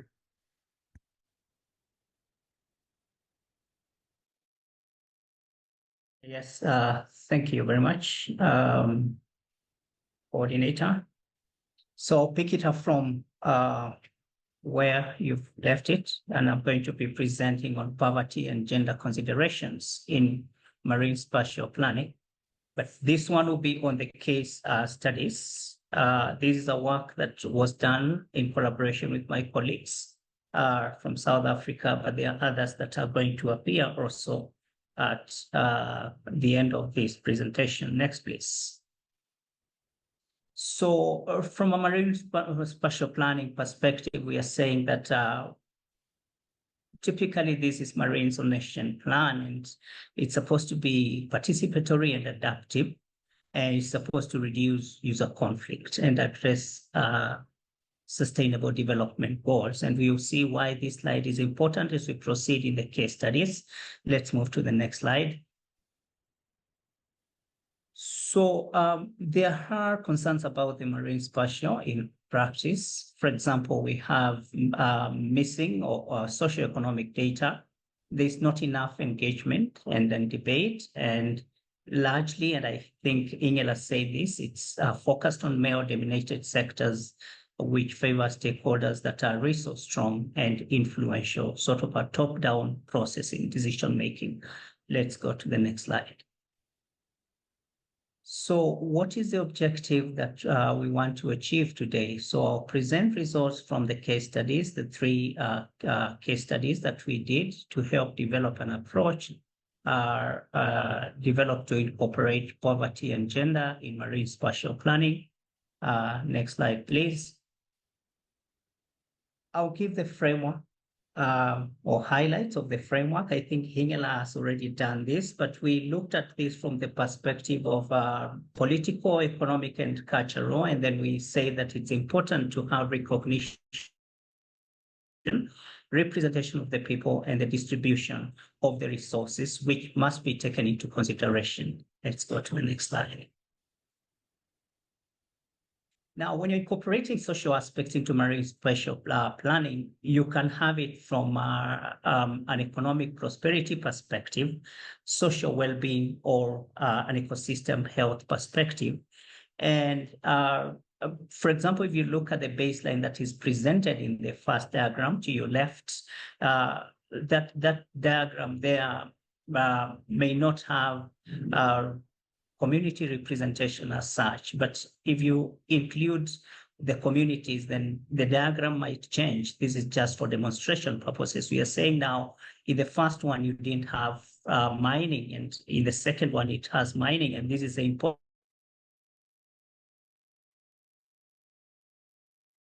importance of movement when you're planning. Now, we are going to concentrate more on the social well-being. We will forget about the economic prosperity and ecosystem health for now. Let's go to the social well-being component. So the framework again has been presented by Ingela, and it has the 4 dimensions there of our security, resources, power, and voice. And there's another one of opportunities. And we are saying that when we are dealing with this social well-being, we are going to deal this from a household prosperity perspective and also agenda equity, because this is a combination of gender and poverty perspective. So we look at the whole household, but we also look at the role that women are playing in this aspect. So we are going to be looking at those 4 of them, and we are going to apply them into the case studies that we did. So let's proceed to the next slide. So the indicators for those 4 criteria that were identified earlier, we had, as I said, we are looking at them from a household prosperity perspective and agenda perspective, and there were things that we were looking at when we were trying to estimate them. For example, on resources, we were looking at the annual income of the household. We were looking at, from agenda equity, how much of that is going to women. When we got to opportunities and choice, we wanted to know the access to education, healthcare, and then also what is the share of women in the job market. On power and voice, we were looking at household representation in decision-making process. And then we also wanted to get to know what was the women's representation in decision-making bodies, for example. And on the issue of security, there was community peace and harmony. And here we were looking also from a gender perspective, household peace and harmony. Now, of course, there are related metrics that are needed to model the impacts of the Marine Spatial Planning. Let's go to the next slide. So we go to the case studies, and we had 3 case studies. Move to the next slide. We had 3 case studies here. The overall approach was the 3 case studies were done in Kenya. In Kenya, we had a strip of 100 kilometers, Tanzania 50, and Madagascar about 300 kilometers coastal line. And it was based on communities within a distance of 10 kilometers from the coastline inwards. Then we did this using focus group discussions and also household surveys. And in the household survey, we were looking for demographics, living conditions, employment. We were also looking for opportunity and voice. And then later we did some econometric analysis, which I'm not going to present in this presentation. So let's go to the next one. So in Kenya, we had Kwale County was chosen. Those of you familiar with Kenya, we did an interview with 452 households. And this was the entire coastline of that particular county. And of course, we realized that tourism areas were concentrated near the marine protected areas. We had extensive mangrove areas in the south, not much cultivation. Original coastal forests have been diminished. So that is what we could capture from that perspective. Let's go to the next one. In Tanzania, we were dealing with the Mkinga district. Here we had 564 households. Of course, we say that the coastline here was about 50 kilometers. It's quite a complex coastline with lagoons, both inshore and offshore reefs, extensive mangrove forests, all managed by the forestry authorities in Tanzania. Very little tourism in this area and very little agriculture. Let's go to Madagascar. Next slide. In Madagascar, we had Boni and Sofia regions, 490 households, extremely remote area, mostly inaccessible. Activity was centered on 3 sheltered bays. You can see from the map there, there are some reefs, some mangroves, and virtually no tourism because of the remoteness of this particular area. Let's go to the next slide. So what were the findings here? General characteristics was that households were generally poor, heavily dependent on fishing for their livelihood. So we were able to divide this into Kenya, Tanzania, and Madagascar. You can see to the right there. The level of education, for example, in the three countries, it's generally low. The proportion of the females headed household was high, especially in Tanzania, but low in Kenya and Madagascar. Let's go to the next slide. The first indicator on resources, if you remember our wheel that we were presenting there, on resources, we looked at employment as one of the indicators, and we were looking at households with jobs, the percentage of households with jobs. In Kenya, 42%, Tanzania, 73%, and Madagascar, 30%. But then how many of those jobs were held by men? So from there, you can easily calculate and see that, for example, in Kenya, about less than a third of the jobs was held by women. Now, the marine sectors in Kenya account for about 35%, 60% almost in Tanzania, and in Madagascar, 75% in terms of employment. So we were able to rank that. So you can see, for example, there's a lot more diversity in Kenya, followed by Tanzania, and very little diversity in terms of the sources for employment in those three countries. Let's go to the next slide. Then on livelihoods, fishing was the most important throughout, but especially in Madagascar, mainly offshore fishing. Salt mining was important in Tanzania, not much elsewhere. Mining and tourism featured prominently in Kenya, but not elsewhere. Upland activities, especially crop, livestock, and coastal agriculture, was largely in Kenya. And also we had petty trade in Kenya and Tanzania, but not in Madagascar.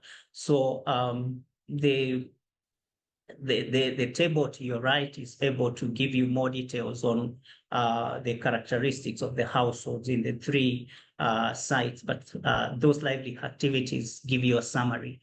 Let's go to the next slide. On overall income, the percentage of income from fishing is high throughout, but more so in Madagascar. The amount from farming is very low throughout, although we saw that there is some activity in Kenya. Pensions, welfare, and remittances are especially low in these particular communities. So if you look at what is happening generally to your right, you can see that in some instances, jobs are leading in some countries. Fishing is also a dominant activity in these communities, very little farming. And of course, when you get to the other resources. So when you look at the income overall from the three countries, you can see that there's a marked difference, especially when you look at the median income. In Tanzania, it's about $814 compared to Kenya, almost twice that, and much lower in Madagascar. Let's go to the next one. So on the resources metrics here, we had a Likert scale, and we had a score of income where we were saying that 7 was either on or above the poverty line. And if you look at the measures of the income score to the right, you see that when you look at the three sites we had in Kenya, there is some variability, but overall it's about 5/7. In Tanzania, it's about 4.4/7. And in Madagascar, it's about 5.1. Gender equity in the three countries, if you look at this in terms of percentage income earned by women, is slightly lower than overall in Kenya. And also in Madagascar is quite low. So that tells you the amount of income that women are getting. On the dependency on fishing stocks, we are seeing that according to the communities, they think that the stocks are severely reduced, have been severely reduced. But when you come to Kenya and Madagascar, they are reporting that this is where the biggest problem is. They think that the performance of the fishing sector is declining and quite fast. Let's go to the next slide.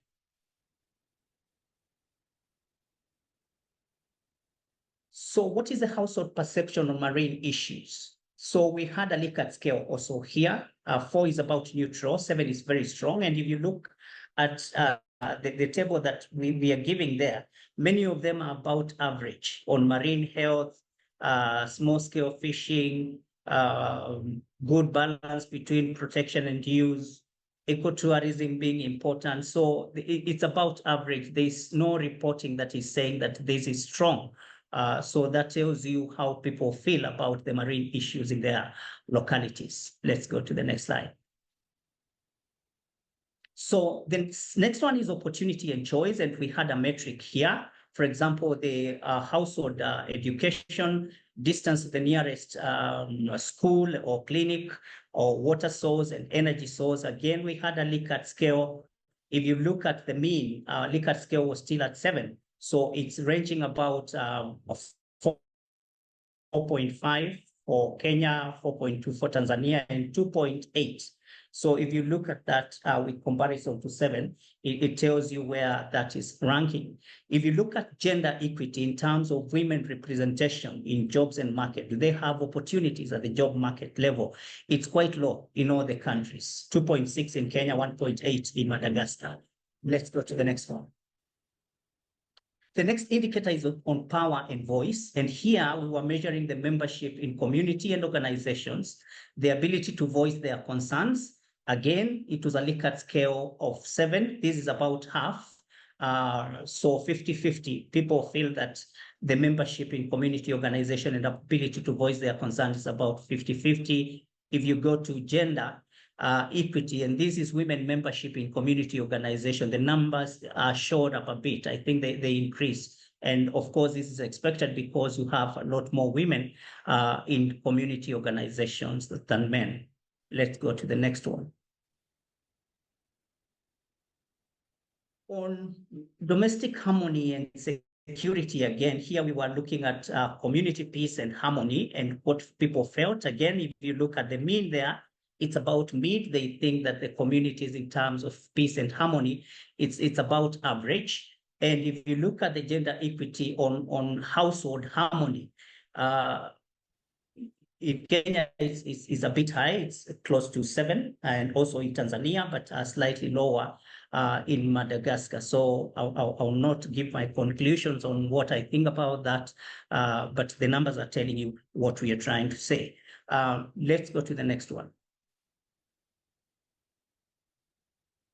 We asked the communities whether they are willing to vote for a situation where there were more job opportunities if it meant loss of access to small-scale fishing and intertidal resources. And of course, we had this Likert scale. We were asking people, would you vote?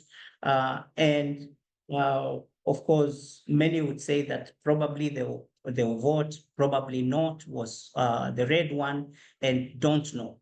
So if you look at, for example, Kenya, many people would probably do that.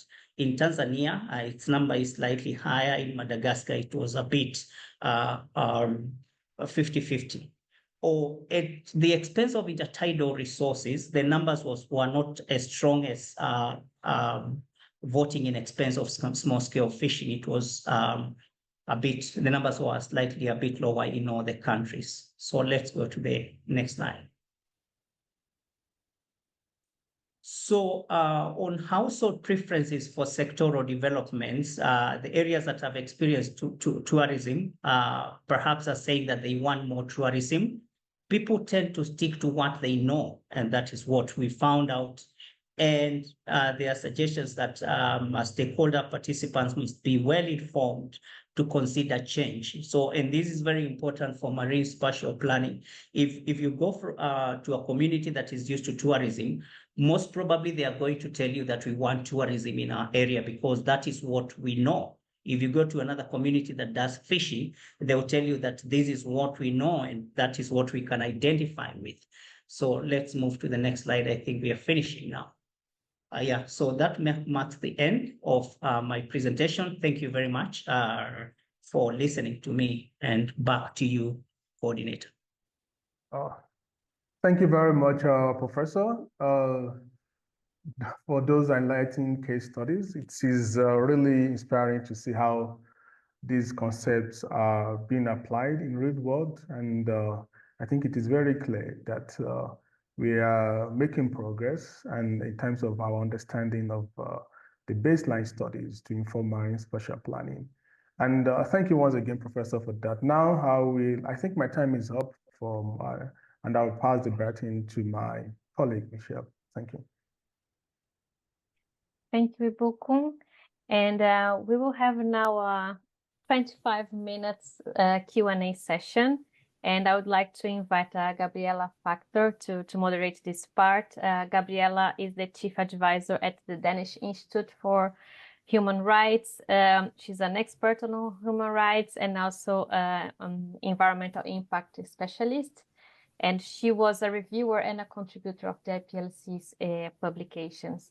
So I invite all the speakers to turn on your cameras so Gabriela can moderate the session. Thank you, Michelle, and thank you to all the speakers to turn on the cameras and microphone.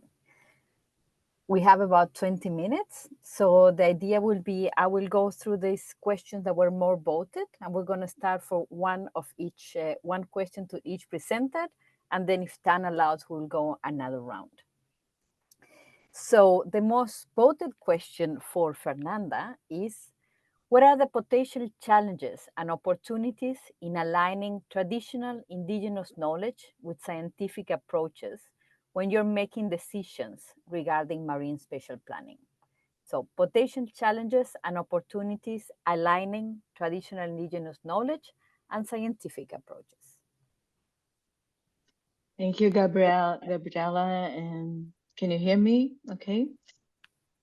So thank you for the question. I think this is one of the main aspects of our publications. And I will be happy to address this in a deeper approach.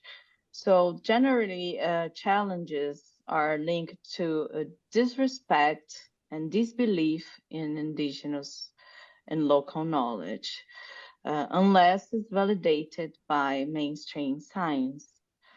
So generally, this knowledge is seen as a tale or merely beliefs, but not science. So in order to address those challenges, including disregard for the sovereignty of indigenous peoples and local communities, data and knowledge, which is also often neglected and disrespected, sometimes collected in a wrong way or inappropriate way, with insufficient time for this data collection.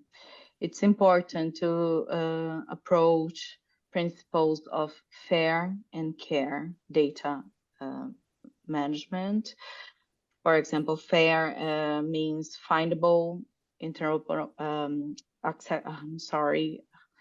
findable, accessible, interoperable, and reusable data, which means that this data should be openly should be open to the community, to the scientific community. But on the other hand, sometimes this knowledge needs to be considered with a more careful approach. So the care principles for indigenous data governance address the collective benefits, the authority to control this data, with responsibility and ethical approach to this data, including scientific community and decision makers. Also, another challenge is the lack of recognition regarding the extent and scope of indigenous and knowledge systems.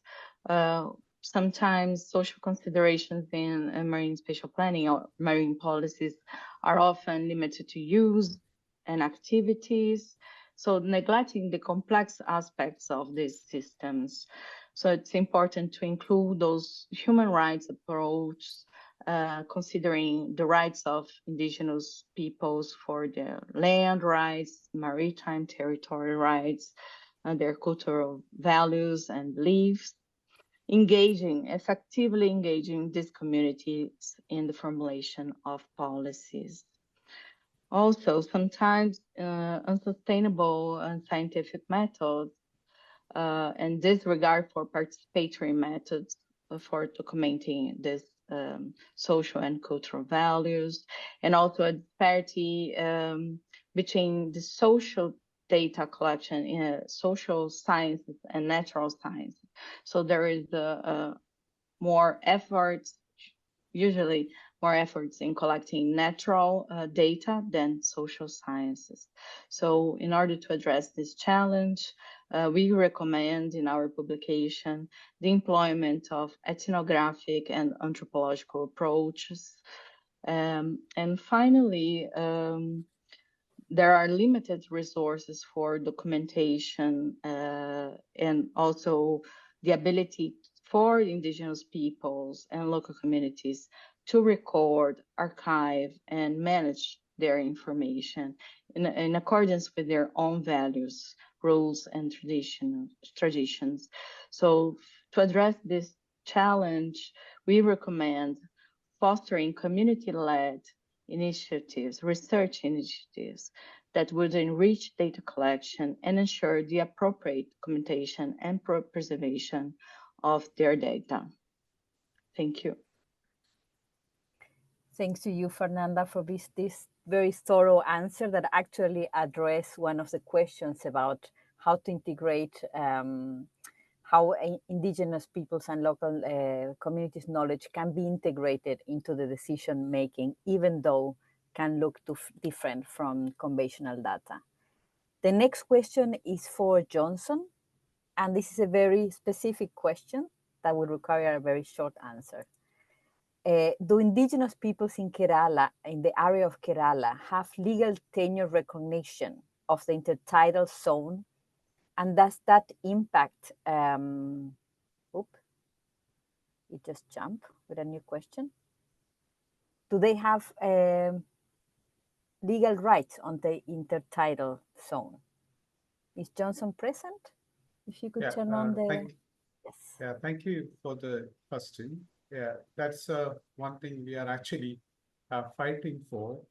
Currently, we don't have legal tenure recognition. We have only customary rights over the resources, but that rights is not legally recognized by either the state government or the union government of India. So most often, because of lack of this recognition, when new developments come, for example, urbanization, other development projects comes to these spaces we're managing sustainably, then we are not included. So that's one thing we are actually fighting for, legal recognition of our customary rights, including the intertidal zone. Thank you very much, Johnson. The next specific question is for Vivienne from Costa Rica. Should mass tourism or simply tourism be limited or even prohibited in some areas to protect lifestyles of indigenous and local communities? Muchas gracias por la pregunta. En realidad, la inequidad con el sector de pesca de pequeña escala a nivel de todo el mundo es muy fuerte.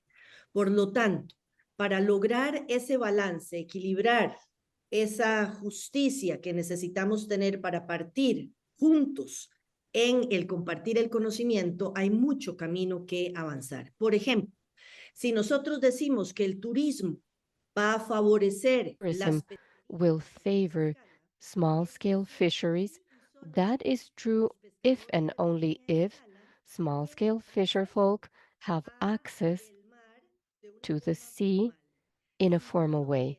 If they have no such thing, those fisheries will immediately become for a state something illegal, and thus they are penalized by lowering the price that is paid for that fish. Thus, I believe that the previous question, which is linked, is very important. None of both can be good, not the mass nor the non-mass, if these communities do not truly have access to the sea and to tenure that will enable them to have the benefits of conservation and development. If that does not happen, it will be very difficult to place on a table in order to establish a marine spatial planning, those sectors that are under no equal conditions. And thus, these are steps. If we want to include communities, indigenous peoples, local communities, in these types of exercises, we must place emphasis in a context that will help us have them have their fundamental rights and so that they are beneficiaries of the large ideas that we have on conservation and development. Otherwise, these inequalities and injustice will remain, even if we are all sitting around the table. Thank you so much, Vivian, for that. There is a question that is not specifically to you, but I think will be very interesting to hearing answer this question. How will you handle a situation where traditional practices discriminate against women and violate their human rights? So here we have an intersectional conflict. We have traditions impacting women's rights. Well, I'm not really sure that I can answer that question. I would actually like to hand it over to Professor Richard, if that's possible, because I think that's absolutely, it's not yes. really our field of expertise. Sorry. That's okay, no problem. I have another question for you and we'll get back. Richard, will you answer that? Can you retake the question, please? Yes. So what do you do in a situation where the traditional costume discriminate against women? Where you have traditional practices that actually discriminatory against women and violate the human rights? Well, in a context of coastal community. I don't think that's easy to answer. Yeah, of course, these are traditions, and unless now you intervene with awareness at the traditional level, at the community level, then you may not break that, because some of these practices have been developed in communities for many, many years, and they have been practiced by these communities and they've been normalized. So I think the only intervention is to bring to the attention of the community that what is being done is maybe not right, but there's also a way of trying to address that.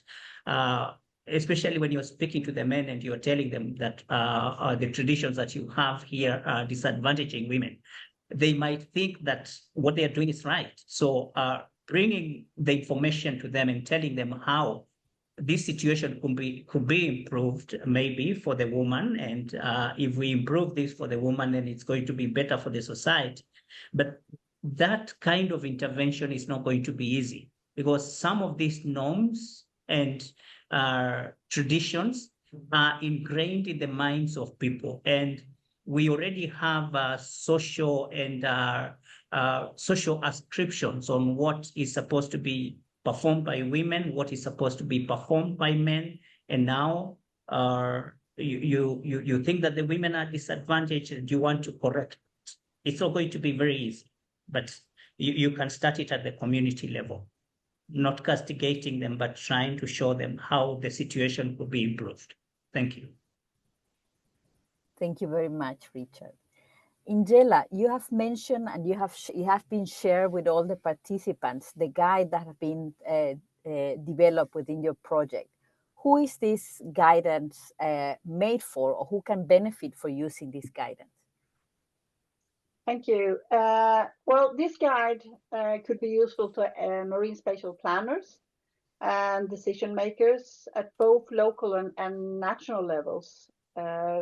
for how to design the inclusive marine spatial planning process. So the user group are mainly focused on the planners and the decision makers. Thank you. Thank you very much. There is a question here that I think will be really interesting for Pascal or the participant from, or the presenter from Africa to answer. Is there any recommendation of what to do if the country where you're working does not recognize the rights of indigenous peoples, or if the FPIC regulations, free, prior, and informed consent procedures, they are lacking? So how do you work around that? The lack of recognition of indigenous rights and the lack of regulations and procedures for free, prior, and informed consent. Maybe Pascal or Richard.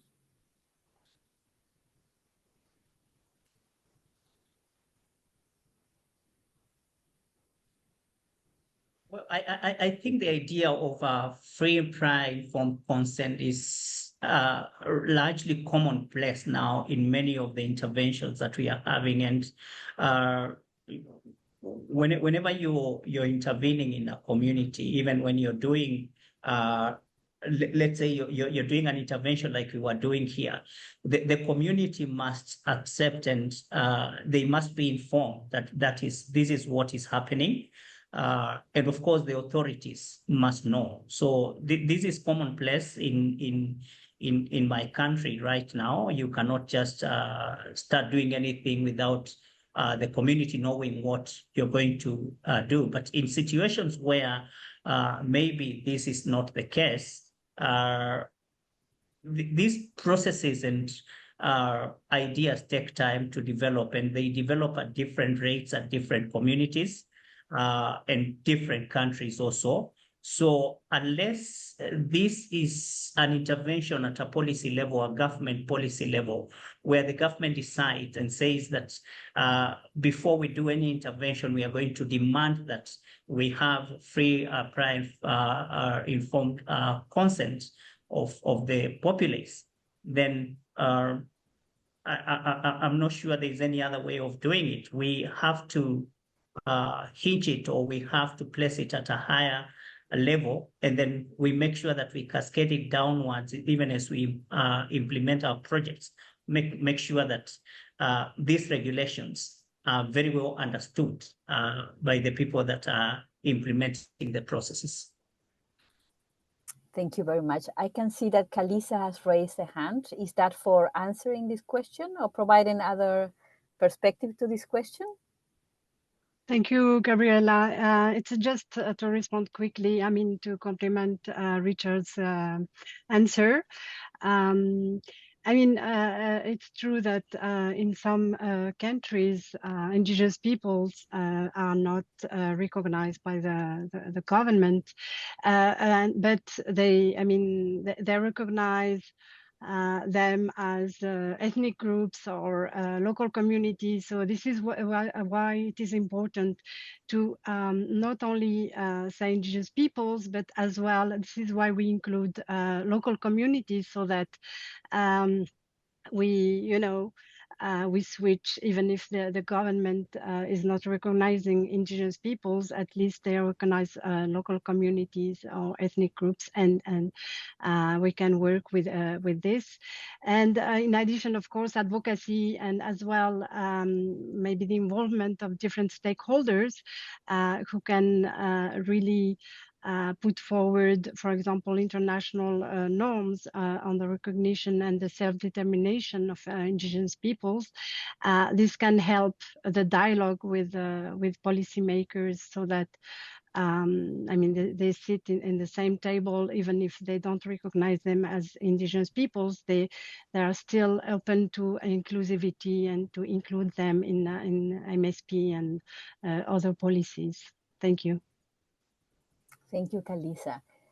Viviana, I can see that you have Sí, algo pequeño. Me parece que la oportunidad de generar procesos de ordenamiento espacial marino de abajo. Marine spatial planning spaces from bottom to top and not from top to bottom is the actual way in which one can discuss these different contexts.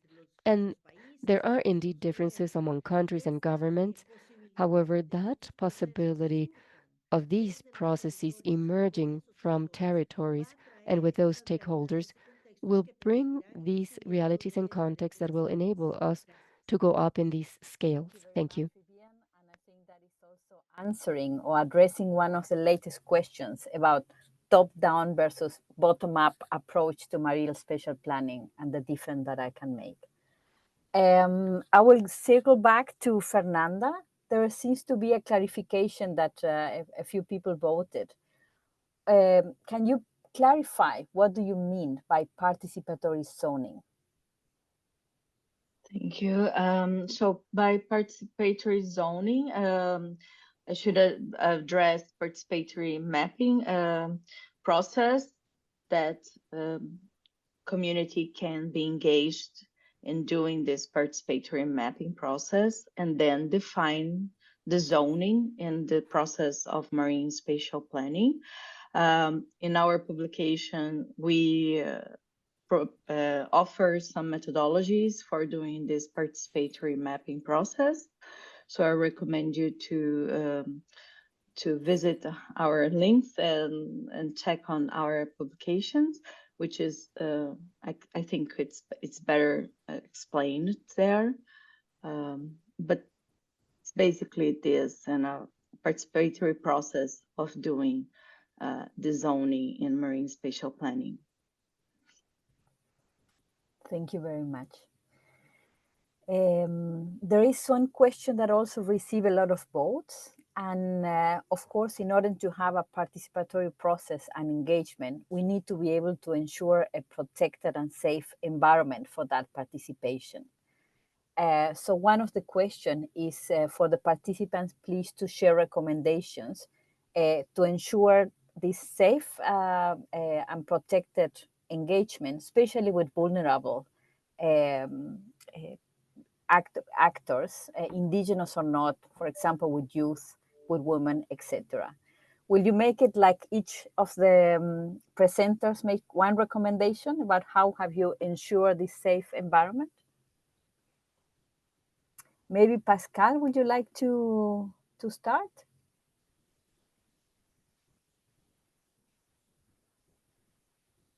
Can you please summarize the question in a second? Yes. I didn't get it very clear.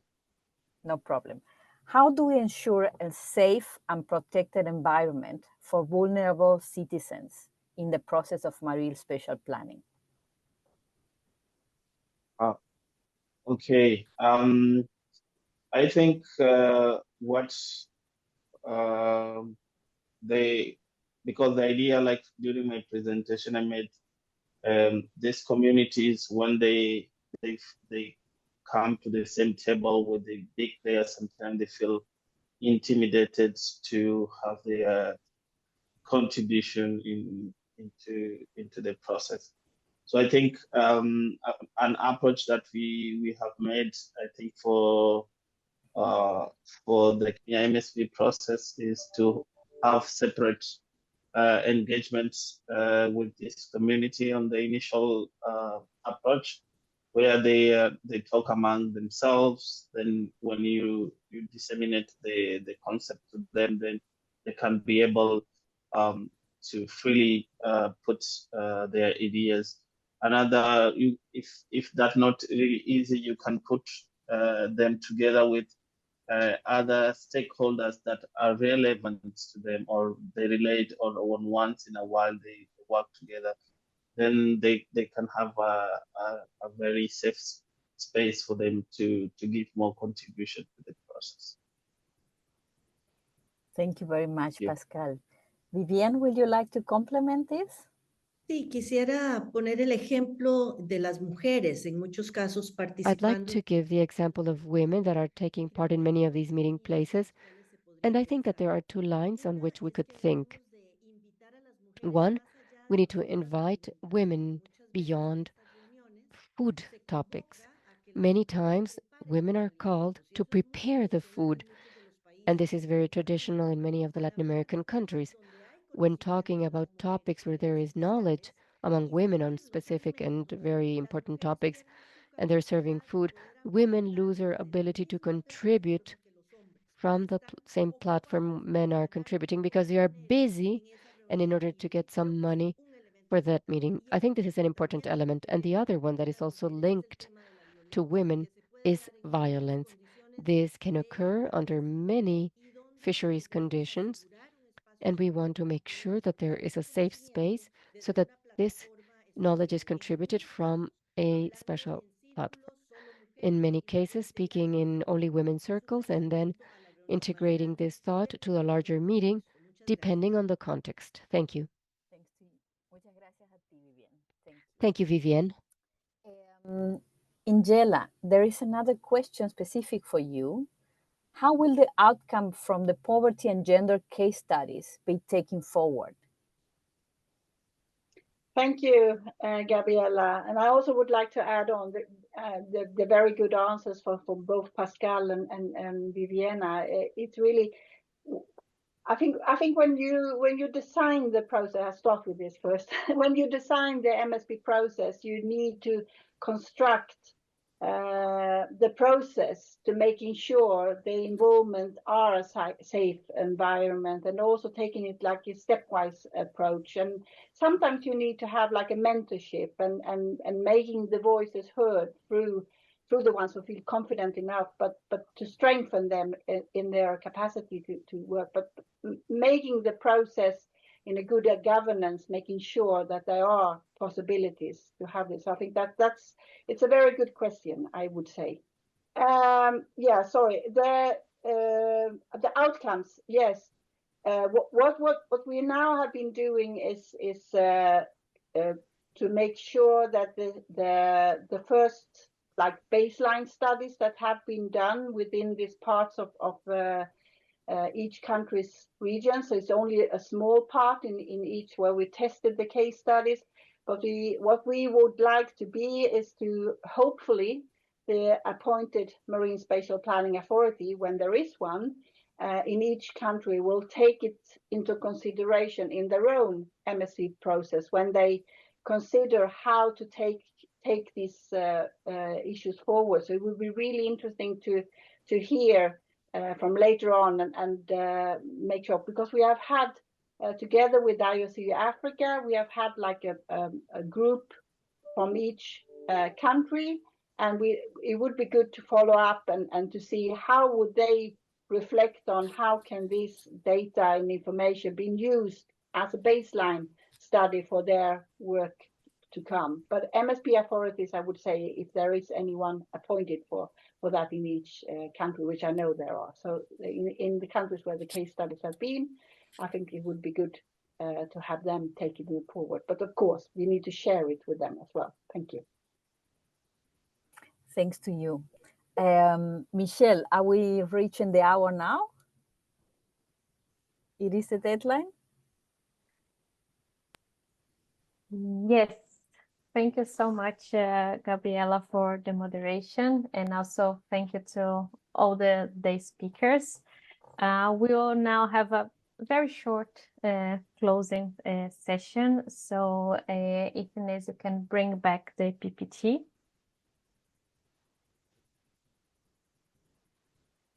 And move to the next slide. Great.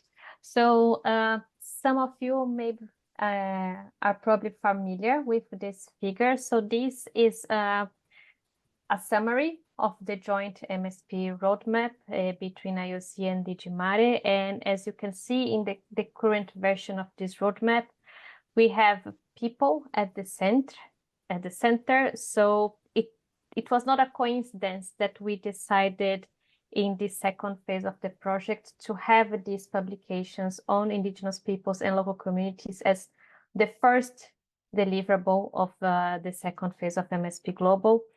And it was also not a coincidence, but a key decision to disseminate it together with the joint work SWAN and IOC Africa on poverty and gender framework. As Julian said in the opening remarks, these publications, they are a call to action for MSP practitioners to use these frameworks, to adapt them to your context, to improve them with your ideas. So just to conclude this webinar, I would like to say a big thanks to all speakers, but beyond you, to all experts involved in these publications. We have more than 30 people involved in all these publications. Also, a big thanks to the attendees of today's webinar. We had about 200 people attending this important webinar. Before you leave, we just have one very simple request for you. If you can answer our poll on Zoom, just to evaluate this webinar, as we will have other similar webinars to disseminate the next tools, next publications of MSP Global. Once again, thanks to Links, thanks to Swan, Digimare, the government of Sweden for these partnerships. And last but not least, thank also to the interpreters. I hope we didn't speak too fast. And also a big thanks to the whole MSP Global team in the backstage supporting this webinar. So goodbye to all. Stay tuned as MSP Global will keep co-developing new publications. Thank you all. Bye-bye.